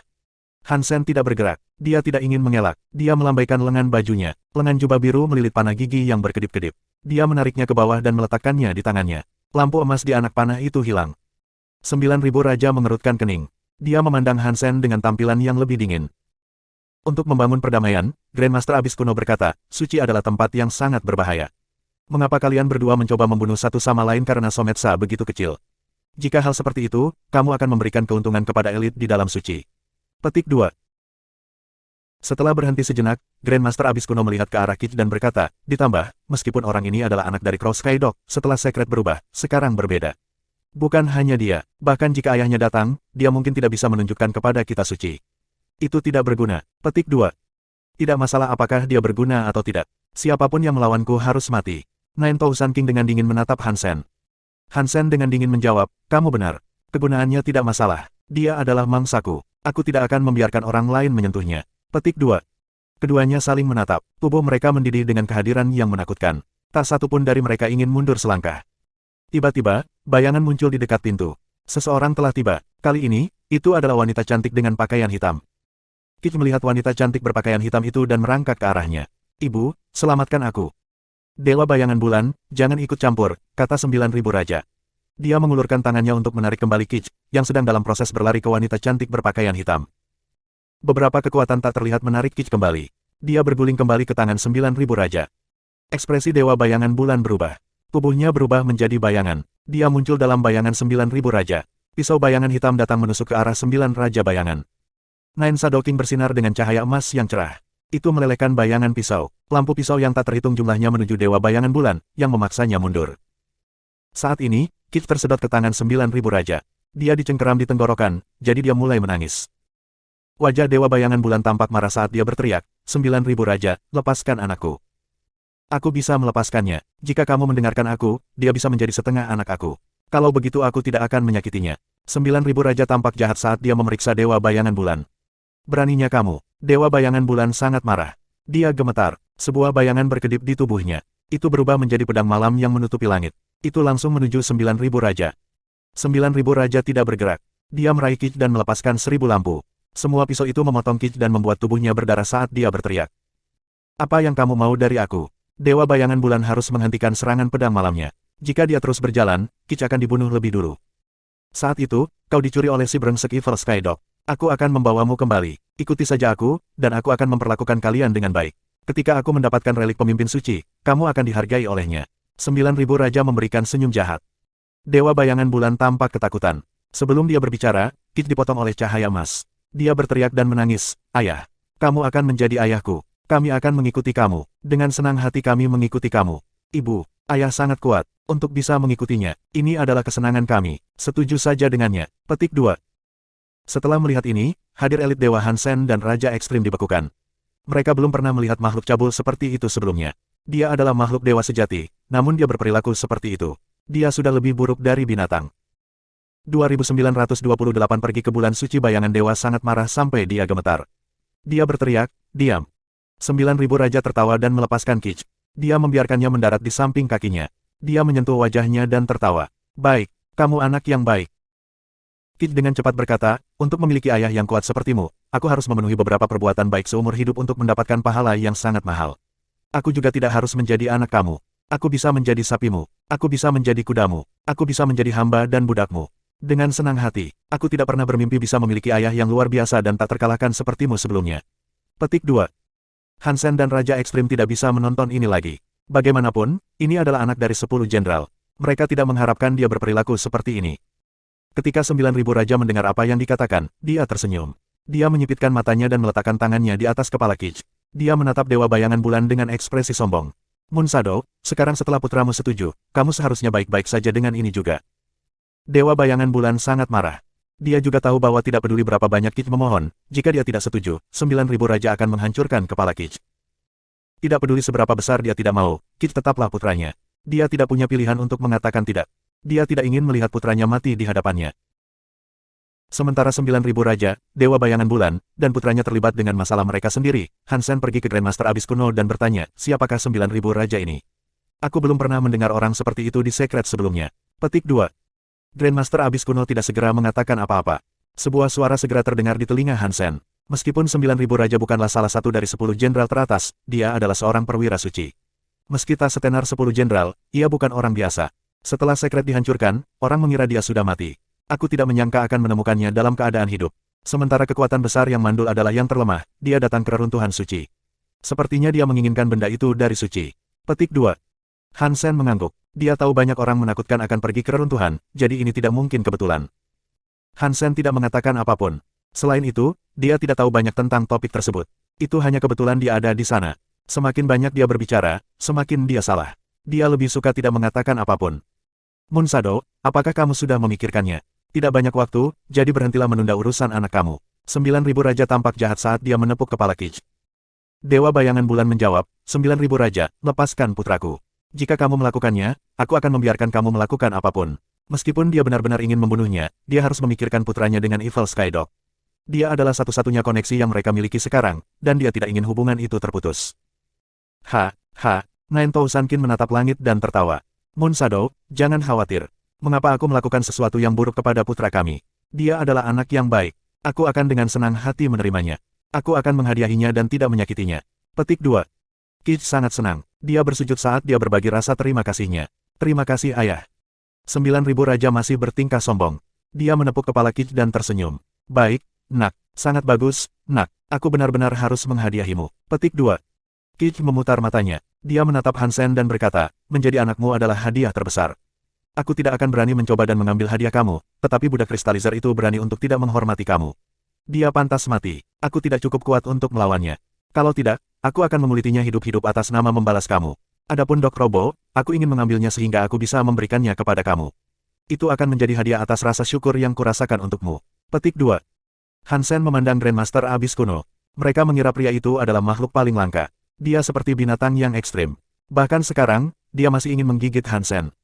Baik, nak, itu tidak terlalu sulit. 9.000 raja memandang Hansen dan dengan tenang bertanya, apakah kamu mendengarnya? Kembalikan Dok Robo ke putraku. Petik 2. Kich berteriak, ayah, berhentilah bicara omong kosong dengannya. Bunuh saja dia. Petik 2. Hansen memandang Kich. Dia mengangkat Dok Robo lagi dan dengan dingin berkata, aku mengatakan nyawa mangsaku ditentukan olehku. Busur itu diarahkan ke Kich. Dia terkejut, tetapi dia melihat bahwa 9.000 raja berada tepat di sebelahnya. Dia memiliki keberanian lagi untuk mengejek Hansen. Berani-beraninya kamu berperilaku tidak baik di depan ayahku. Kamu memiliki keinginan kematian. Petik 2. Hansen mengganggunya. Dia mengira Kich adalah anjing gila dan bodoh.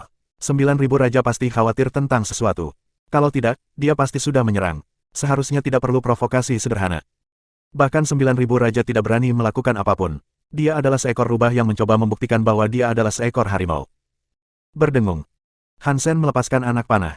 Panah gigi telah hilang. Itu jelas untuk Kich. Ekspresi Kich berubah, tapi dengan cepat kembali normal. Dia melihat 9.000 raja mengangkat tangannya lagi. Dia mengira 9.000 raja akan menangkap panah gigi seperti sebelumnya. Tiba-tiba, panah gigi menembus kepala Kich dan keluar dari sisi lain. Mata Kich terbuka lebar. Dia tidak percaya dia akan mati seperti itu. Kekuatan waktu. Ekspresi 9.000 raja juga berubah. Tangannya hanya menjangkau jarak pendek, jadi dia tidak bisa menangkap anak panah itu. Dewa Bayangan Bulan tampak terkejut dan sangat berkonflik. Dia berlari untuk memegang mayat Kich. Dia menggertakkan giginya, memandang Hansen, dan berteriak, "Aku akan membunuhmu." Setelah itu, dia berubah menjadi bayangan. Dia menyatu dengan kegelapan dan menghilang. 9.000 raja terus menatap Hansen. Kekuatannya tampak merah. Dia menekan Hansen, yang hanya berdiri di sana. Dia tampak seperti dia akan membunuh Hansen setiap saat, tapi dia belum melakukan apapun. Grandmaster Abyss kuno bertanya, "Jika kalian bertarung di sini sebelum memasuki sekret, apakah kamu tidak akan menguntungkan orang lain?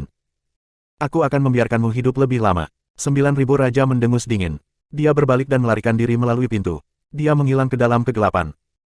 Grandmaster Abyss kuno berpaling ke Hansen dan berkata, "Saudara Han, kamu seharusnya tidak membunuh Kich. Sekarang, kami telah menyinggung dua elit menakutkan sekaligus." Petik 2.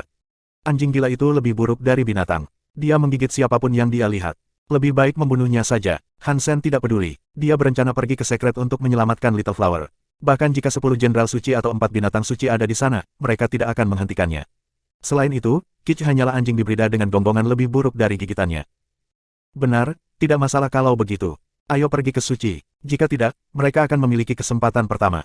Grandmaster Abyss kuno berhenti. Dia tersenyum pada Hansen. "Jika kamu tidak keberatan, mengapa kamu tidak ikut denganku? Lalu, kita semua akan memiliki cadangan." Petik 2. "Jika kamu tidak keberatan dengan kehadiran kami, tentu saja kami akan datang." Hansen menelepon Bauer, yang sedang menunggang ikan mas besar. Mereka mengikuti Grandmaster Abyss kuno melalui pintu. Adapun mayat Kich, Hansen tidak repot-repot melihatnya. Hanya ada pengumuman pembunuhan di kepalanya dan tidak ada penyebutan jiwa binatang. Bahkan tidak ada gen xenogenik. Kich jelas merupakan sampah yang tidak berguna. 2929 lentera panjang cerah. Sepenuhnya gelap di balik pintu yang rusak. Selain lentera panjang dan terang yang bersinar di sebagian area, tidak ada lagi yang bisa dilihat. Setelah Hansen melangkah melewati pilar batu, dia menyadari bahwa di balik setiap pilar ada lentera yang panjang dan cerah. Mereka tampak seperti lampu jalan yang menembus kegelapan. Selain dari lentera panjang yang sangat redup dan terang yang bersinar, setiap area lain di sekitarnya juga gelap gulita. Bahkan dengan kekuatan perasaan Dongsuan Sutra, seseorang tidak bisa masuk ke dalam kegelapan. Hansen melihat banyak roda gigi universal yang rusak di tepi kegelapan. Semua orang dikejutkan oleh pemandangan itu. Pertarungan macam apa yang terjadi di sini? Bahkan roda penggerak universal paling dasar yang membangun fondasi alam semesta rusak. Hansen merasa kedinginan. Dia tidak berani gegabah. Kegelapan itu seperti binatang besar yang diam. Itu terbuka seperti rahang yang menakutkan dan berdarah. Jika ada yang memasuki kegelapan, binatang besar itu akan memakan mereka. Itu adalah perasaan yang melintas di benak semua orang. Bahkan para elit Dewa Extreme King merasa sangat serius dengan situasi yang mereka hadapi. Mereka melihat ke dalam kegelapan dengan gugup. "Saudara Han, kegelapan di jalan itu sangat berbahaya," kata Grandmaster Ancient Abyss. "Bahkan jika elit dewa sejati jatuh ke dalam kegelapan, dia tidak akan hidup. Oleh karena itu, kita harus mengikuti lentera yang panjang dan terang. Kita tidak bisa meninggalkan radius cahaya yang dipancarkan oleh lentera." Petik 2. "Terima kasih sudah memberitahuku, Grandmaster." Setelah Hansen mengucapkan terima kasih, dia melihat ikan mas besar itu. Itu telah terluka oleh panah gigi anjing sebelumnya, dan lukanya belum diperbaiki. Ikan itu masih mengeluarkan darah. Meski tidak mengeluarkan banyak darah, ikan mas besar tidak terlihat terlalu bagus. Wajahnya agak bengkok, dan matanya tidak terlihat terlalu bagus. Kekuatan hidup makhluk itu baik-baik saja, tetapi Hansen tidak berpikir tubuhnya. Apakah panah itu memiliki kekuatan racun? Hansen menggunakan dongsuan aura miliknya untuk memindai luka ikan mas besar itu. Dia segera menemukan zat merah. Itu mengebor melalui luka ikan mas besar. Sepertinya ada banyak serangga kecil di dalam luka yang tidak bisa dilihat. Hansen menggunakan beberapa seni geno penyembuhan, tetapi mereka tidak bekerja pada serangga merah di dalam luka. Hansen melakukan pemeriksaan lebih dekat. Dia memperhatikan bahwa mata ikan mas besar memiliki banyak darah di dalamnya.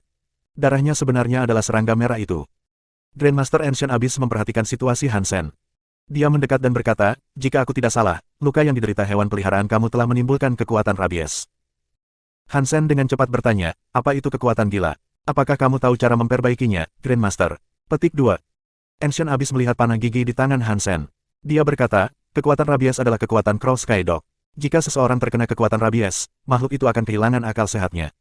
Mereka akan menjadi gila dan mencoba menyerang setiap monster yang mereka temui sampai mereka kelelahan dan mati.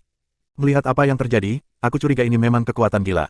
Aku akan menebak bahwa ada 80% hingga 90% dari 100% kemungkinan bahwa gigi panah gigi kamu adalah milik Crow Sky Dog. Itulah mengapa ia memiliki kekuatan gila." Petik 2. Setelah berhenti sejenak, Ancient Abyss berkata, "Kekuatan rabies itu aneh. Dalam legenda, hanya Holy Kirin keempat yang bisa memperbaikinya. Aku tidak yakin apakah ada cara lain untuk memperbaikinya." Petik 2. Ketika Hansen mendengar apa yang dia katakan, dia mengerutkan kening. Dia pernah mengunjungi Taman Holy Kirin sekali, tapi Holy Kirin sudah mati. Itu telah dikuburkan di taman. Itu tidak bisa menyembuhkan ikan mas besar lagi. Ditambah, Hansen tidak tahu di mana Is Holy Garden berada dari lokasinya saat ini. Juga tidak ada cara untuk sampai ke sana meskipun dia ingin pergi. Hansen menggunakan beberapa seni geno penyembuhan pada luka ikan mas besar itu. Ia berhasil menghentikan pendarahan dan membuat lukanya mulai pulih, tetapi darah di mata ikan mas besar itu terus membesar. Itu tampak lebih menakutkan dan lebih menakutkan. Hansen tahu emosi ikan mas besar menjadi lebih negatif. Hansen mengerutkan kening. Dia tahu bukan itu caranya. Dia ragu-ragu sesaat sebelum memanggil senjata spell. Dia menembakkan beberapa peluru ke tubuh ikan mas besar itu. Peluru menembus sisik ikan mas besar. Karena kekurangan tenaga, mereka terkunci di dalam sisik. Mungkin itu karena kekuatan rabies, tetapi ikan mas tidak merasakan sakit atau melawan. Hansen menembakkan 100 peluru dari atas ke bawah. Sesekali, peluru ditembakkan ke daging ikan mas besar. Peluru memiliki kekuatan forever solid. Kekuatan itu membuat tubuh ikan mas menjadi kokoh. Meskipun tidak bisa menghilangkan kekuatan rabies berhenti menyebar ke seluruh tubuh ikan mas besar. Dia menontonnya sebentar. Serangga darah di dalam mata ikan mas besar tidak bertambah jumlahnya, jadi Hansen merasa lega. Hansen tidak memiliki cara yang lebih baik untuk menyelesaikan kesulitan tersebut. Untuk saat ini, itu harus dilakukan. Ikan mas besar itu seperti pasien dengan sedikit masalah mental. Wajahnya dipelintir di sebelah Hansen. Untungnya, itu tidak sepenuhnya dikendalikan oleh kekuatan rabies. Masih ada sebagian pikirannya. Itu adalah kekuatan rabies yang sangat kuat dari Crow Sky Dog. Itu hanya panah yang terbuat dari gigi, namun itu bisa mengubah dewa xenogenik sejati menjadi ini. Aku bertanya-tanya betapa menakutkannya jika penjahat itu masih hidup. Hansen kaget. Crow Sky Dog, yang merupakan penjaga pintu, cukup menakutkan. Hansen tidak bisa membayangkan seperti apa keadaan di Secret saat itu. Grandmaster Ancient Abyss dan yang lainnya juga terkejut. Hansen mampu menekan kekuatan gila. Mereka tidak mengharapkan hasil itu. Lampu lentera panjang dan terang redup. Mereka hanya bisa melihat lentera di pilar batu. Semua pilar batu tampak sangat tua. Ada banyak retakan dan tanda-tanda kerusakan. Mereka tampak seolah-olah akan runtuh setiap saat. Cahaya cukup bagi mereka untuk mencapai lentera panjang dan cerah berikutnya. Yang bisa mereka lihat hanyalah radius sekitar 30 kaki. Lantainya adalah bidang batu abu-abu. Sebagian besar bata pecah atau terangkat. Sulit untuk menemukan batu bata yang lengkap. Hansen mengira pasti ada perkelahian di sana sebelumnya. Tiba-tiba, ada satu lentera panjang cerah yang hilang. Hansen melihat kegelapan di depan mereka masih memiliki lentera panjang dan terang. Di tengah, salah satu lentera panjang dan terang tidak menyala karena suatu alasan. Daerah itu benar-benar gelap. Seseorang tidak dapat melihat apapun. Bagian ini tidak memiliki lentera yang panjang dan terang, kata seorang dewa Extreme King. Menurutku tidak akan mudah untuk melewati ini. Hansen berhenti dan melihat ke kegelapan di depan. Roda penggerak universal belum rusak di sana, tetapi sebagian besar alam semesta di sana rusak. Aturan alam semesta di sana telah dilanggar. Apa menurutmu kita bisa mengumpulkan lentera panjang dan terang dan membawanya begitu saja? Seorang Extreme King yang didewakan bertanya. Dia melihat lentera panjang dan terang di depan mereka. Jangan lakukan itu, kata Grandmaster Ancient Abyss sambil menggelengkan kepala. Lampu dari lentera yang panjang dan terang ini dapat mengusir kegelapan, tapi kekuatannya tidak berasal dari lentera itu sendiri. Itu berasal dari pilar yang menghubungkan ke bumi. Jika lampion panjang dan terang meninggalkan tiang atau tiangnya hancur, tidak akan ada sumber energi untuk lampion tersebut. Mereka akan segera dipadamkan. Petik 2. Bab 2930, Subscribe Penatua. Yang Yunseng, seorang elit Dewa Raja Ekstrim, melihat sekeliling dan berkata, bagaimana 9.000 raja dan Dewa Bayangan Bulan melalui ini. Lentera panjang dan terang hanya mengarah ke satu arah. Mereka telah bepergian sepanjang waktu tetapi belum melihat kulit atau kulit 9.000 raja atau Dewa Bayangan Bulan. Itu berarti mereka harus pergi ke sana. Munsadogat adalah istri dari Crow Sky Dog, kata Grandmaster Abyss kuno. Dia pasti tahu beberapa rahasia suci. Tidaklah mengherankan bahwa dia bisa melalui ini. Petik 2. Jika mereka mampu melalui cara ini, tidak ada alasan mengapa kami tidak dapat melakukan hal yang sama, kata Yang Yunseng. Kita harus terus maju dan dengan kasar menerobos masuk. Aku setuju, kata Grandmaster Abyss kuno. Memaksakan jalan kami ke depan adalah satu-satunya cara, tetapi kami harus memastikan bahwa kami siap. Dia melambaikan lengan bajunya dan mengeluarkan payung putih yang tampak seperti tulang giok. Grandmaster Abyss kuno membuka payungnya. Payung mulai menjatuhkan cahaya suci putih. Itu menutupi sekitar 30 kaki dari area di sekitar mereka. Ini disebut Shining Umbrella, kata Grandmaster Abyss kuno. Ini memiliki kekuatan Baisema ringan. Mungkin itu akan bekerja melawan kegelapan yang meresap. Mengapa kalian tidak ikut dengan kami di bawah payung? Dia melihat ikan mas besar dan kecil dan berkata, kedua ikan mas ini dua besar. Shining Umbrella tidak akan menutupi mereka. Mengapa kita tidak meninggalkan mereka di sini dan melanjutkannya? Petik 2. Terima kasih atas niat baik kamu, Grandmaster. Karena aku membawa mereka sejauh ini, aku tidak bisa meninggalkan mereka begitu saja. Grandmaster, kamu bisa pergi dulu. Aku akan mencari cara lain untuk mengatasi kekacauan ini. Hansen belum mau melepaskan keluarga ikan mas dulu. Bukannya Hansen memiliki ikatan yang kuat dengan mereka. Itu karena mereka adalah makhluk milik suci. Mereka mungkin tahu lebih banyak tentang suci daripada siapapun yang hadir. Grandmaster Abyss kuno mencoba meyakinkannya. Hansen terus bersikeras membawa keluarga ikan mas, jadi tidak ada lagi yang bisa dia katakan.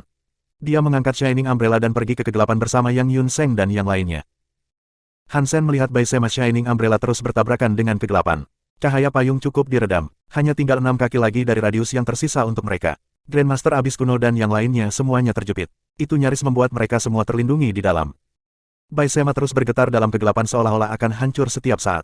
Tidak diketahui apakah mereka akan berhasil atau tidak untuk mencapai lentera panjang dan cerah berikutnya. Jarak antara dua lentera terang itu 60 hingga 90 kaki. Setelah Grandmaster Abyss kuno dan yang lainnya berjalan beberapa langkah ke dalam kegelapan, mereka pergi. Sepertinya mereka telah dimakan oleh kegelapan. Hansen melihat ke sisi lain dengan lentera cerah berikutnya. Saat dia menatapnya, dia menyamakannya dengan kunang-kunang. Namun, dia tidak bisa melihat apa yang ada di bawah lentera. Grandmaster Abyss kuno dan yang lainnya nyaris tidak mencobanya. Mereka baru saja masuk ke dalam kegelapan. Mereka jelas siap untuk ini. Bagaimana aku bisa mendapatkan ikan mas melalui itu? Hansen tidak akan menjadi seperti Grandmaster Abyss kuno dan hanya menggunakan harta karun untuk langsung masuk. Hansen ragu-ragu sesaat sebelum dia mengeluarkan pedang cahaya dinginnya. Dia berjalan di depan kegelapan dan menebas beberapa lampu pedang merah muda menembus kegelapan. Lampu pedang berlari ke kegelapan, tapi mereka menghilang dalam sedetik. Mereka tidak menciptakan apapun. Tidak ada reaksi. Hansen mengerutkan kening. Dia perlahan memasukkan ujung pedang cahaya dingin ke dalam kegelapan. Pedang itu hampir tidak menyentuh kegelapan. Hansen merasakan ujung Cold Light Sword dipelintir oleh semacam kekuatan. Dia hampir kehilangan cengkeraman pada pedangnya. Hansen dengan cepat melepaskan Cold Light Sword dari kegelapan. Cahaya pedang Cold Light Sword memiliki beberapa celah di dalamnya. Itu adalah kegelapan yang sangat menakutkan. Hansen tersentak. Dia terkejut bahwa pedang cahaya dingin, yang hampir sebagus senjata dewa sejati, telah terpengaruh seperti itu. Jika kekuatan gelap itu diterapkan pada tubuhnya, sulit membayangkan apa yang mungkin terjadi. Hansen agak kesal. Dia tidak tahu bagaimana melewati zona gelap. Baoer, yang berada di pundaknya, bertanya, "Ayah, apakah kamu tidak mendapat pujian lentera sebelumnya? Bisakah kamu menerangi tempat ini dengan itu?" Petik 2. Aku bisa mencoba. Hansen sudah berpikir untuk menggunakan lentera batu, tapi nyala lentera batu berbeda dari nyala api yang menghiasi lentera panjang dan terang di sekitarnya. Dia tidak tahu apakah itu akan berhasil, tetapi dia memutuskan untuk mencobanya. Hansen mengambil lentera batu dari Destiny's Tower. Lentera batu itu sama seperti sebelumnya. Nyala api itu seukuran ibu jari. Itu tidak terlalu cerah. Memegang lentera batu, Hansen berjinjit lebih dekat ke kegelapan. Di mana cahaya bersinar, kegelapan mencair dan jatuh kembali. Itu mengukir area yang terang. Ini benar-benar berhasil. Hansen sangat senang. Dia memegang lentera batu dan terus bergerak maju. Sejumlah besar kegelapan diusir. Lentera batu tidak terlihat terlalu terang, tetapi dalam gelap, lentera itu mampu menerangi area yang lebarnya beberapa puluh kaki. Dalam radius lentera batu, roda gigi universal kembali normal. Mereka tidak putus lagi. Sepertinya lentera batu ini lebih bagus dari lentera panjang dan ringan ini. Aku tidak tahu apa itu lentera batu, tapi sangat aneh. Hansen membelai lentera batu itu dengan keras. Dia sangat menyukainya. Sebagian besar zona itu diterangi. Tidak sulit untuk membawa keluarga ikan mas bersamanya. Hansen memegang Baoer dan duduk di atas punggung ikan mas besar. Dia memungkinkan ikan mas besar untuk memimpin mereka. Hansen memegang lentera batu untuk menjaga area tetap terang.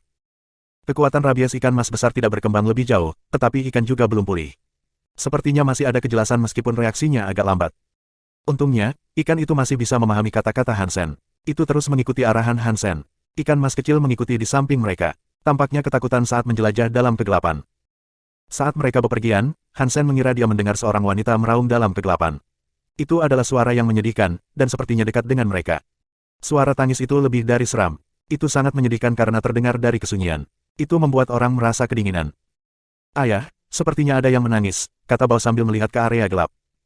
"Tidak masalah, abaikan saja." Hansen terus memegang lentera. Dia membuat ikan mas besar melanjutkan ke lentera panjang berikutnya. Lentera itu tidak terlalu jauh. Jaraknya hanya 120 hingga 150 kaki, tetapi mereka telah menempuh perjalanan beberapa ratus mil. Mereka belum mencapai lentera yang panjang dan terang. Hansen berpikir, suci itu sangat aneh. Ketika aku berjalan melewati lentera yang panjang dan terang, kedua jarak tersebut tampak terpisah 90 hingga 120 kaki satu sama lain. Bahkan jika ada lentera panjang dan terang yang hilang, jaraknya hanya 210 hingga 240 kaki. Sekarang, kami telah berjalan beberapa ratus mil dan belum mencapai lentera berikutnya. Jelas, ada masalah dengan ruang di area ini. Petik 2. Kegelapan di sekitar tiba-tiba dipenuhi dengan bilah tajam yang tak terhitung jumlahnya. Mereka menuju Hansen dari setiap sudut. Dewa bayangan bulan, Hansen mengenali milik siapa pedang hitam itu. "Aku akan membuatmu membayar kematian putraku." Suara marah Dewa bayangan bulan terdengar dari kegelapan. Dia bisa melakukan perjalanan melalui kegelapan, dan dia sepertinya bisa mengendalikannya. Terima kasih sudah subscribe Penatua.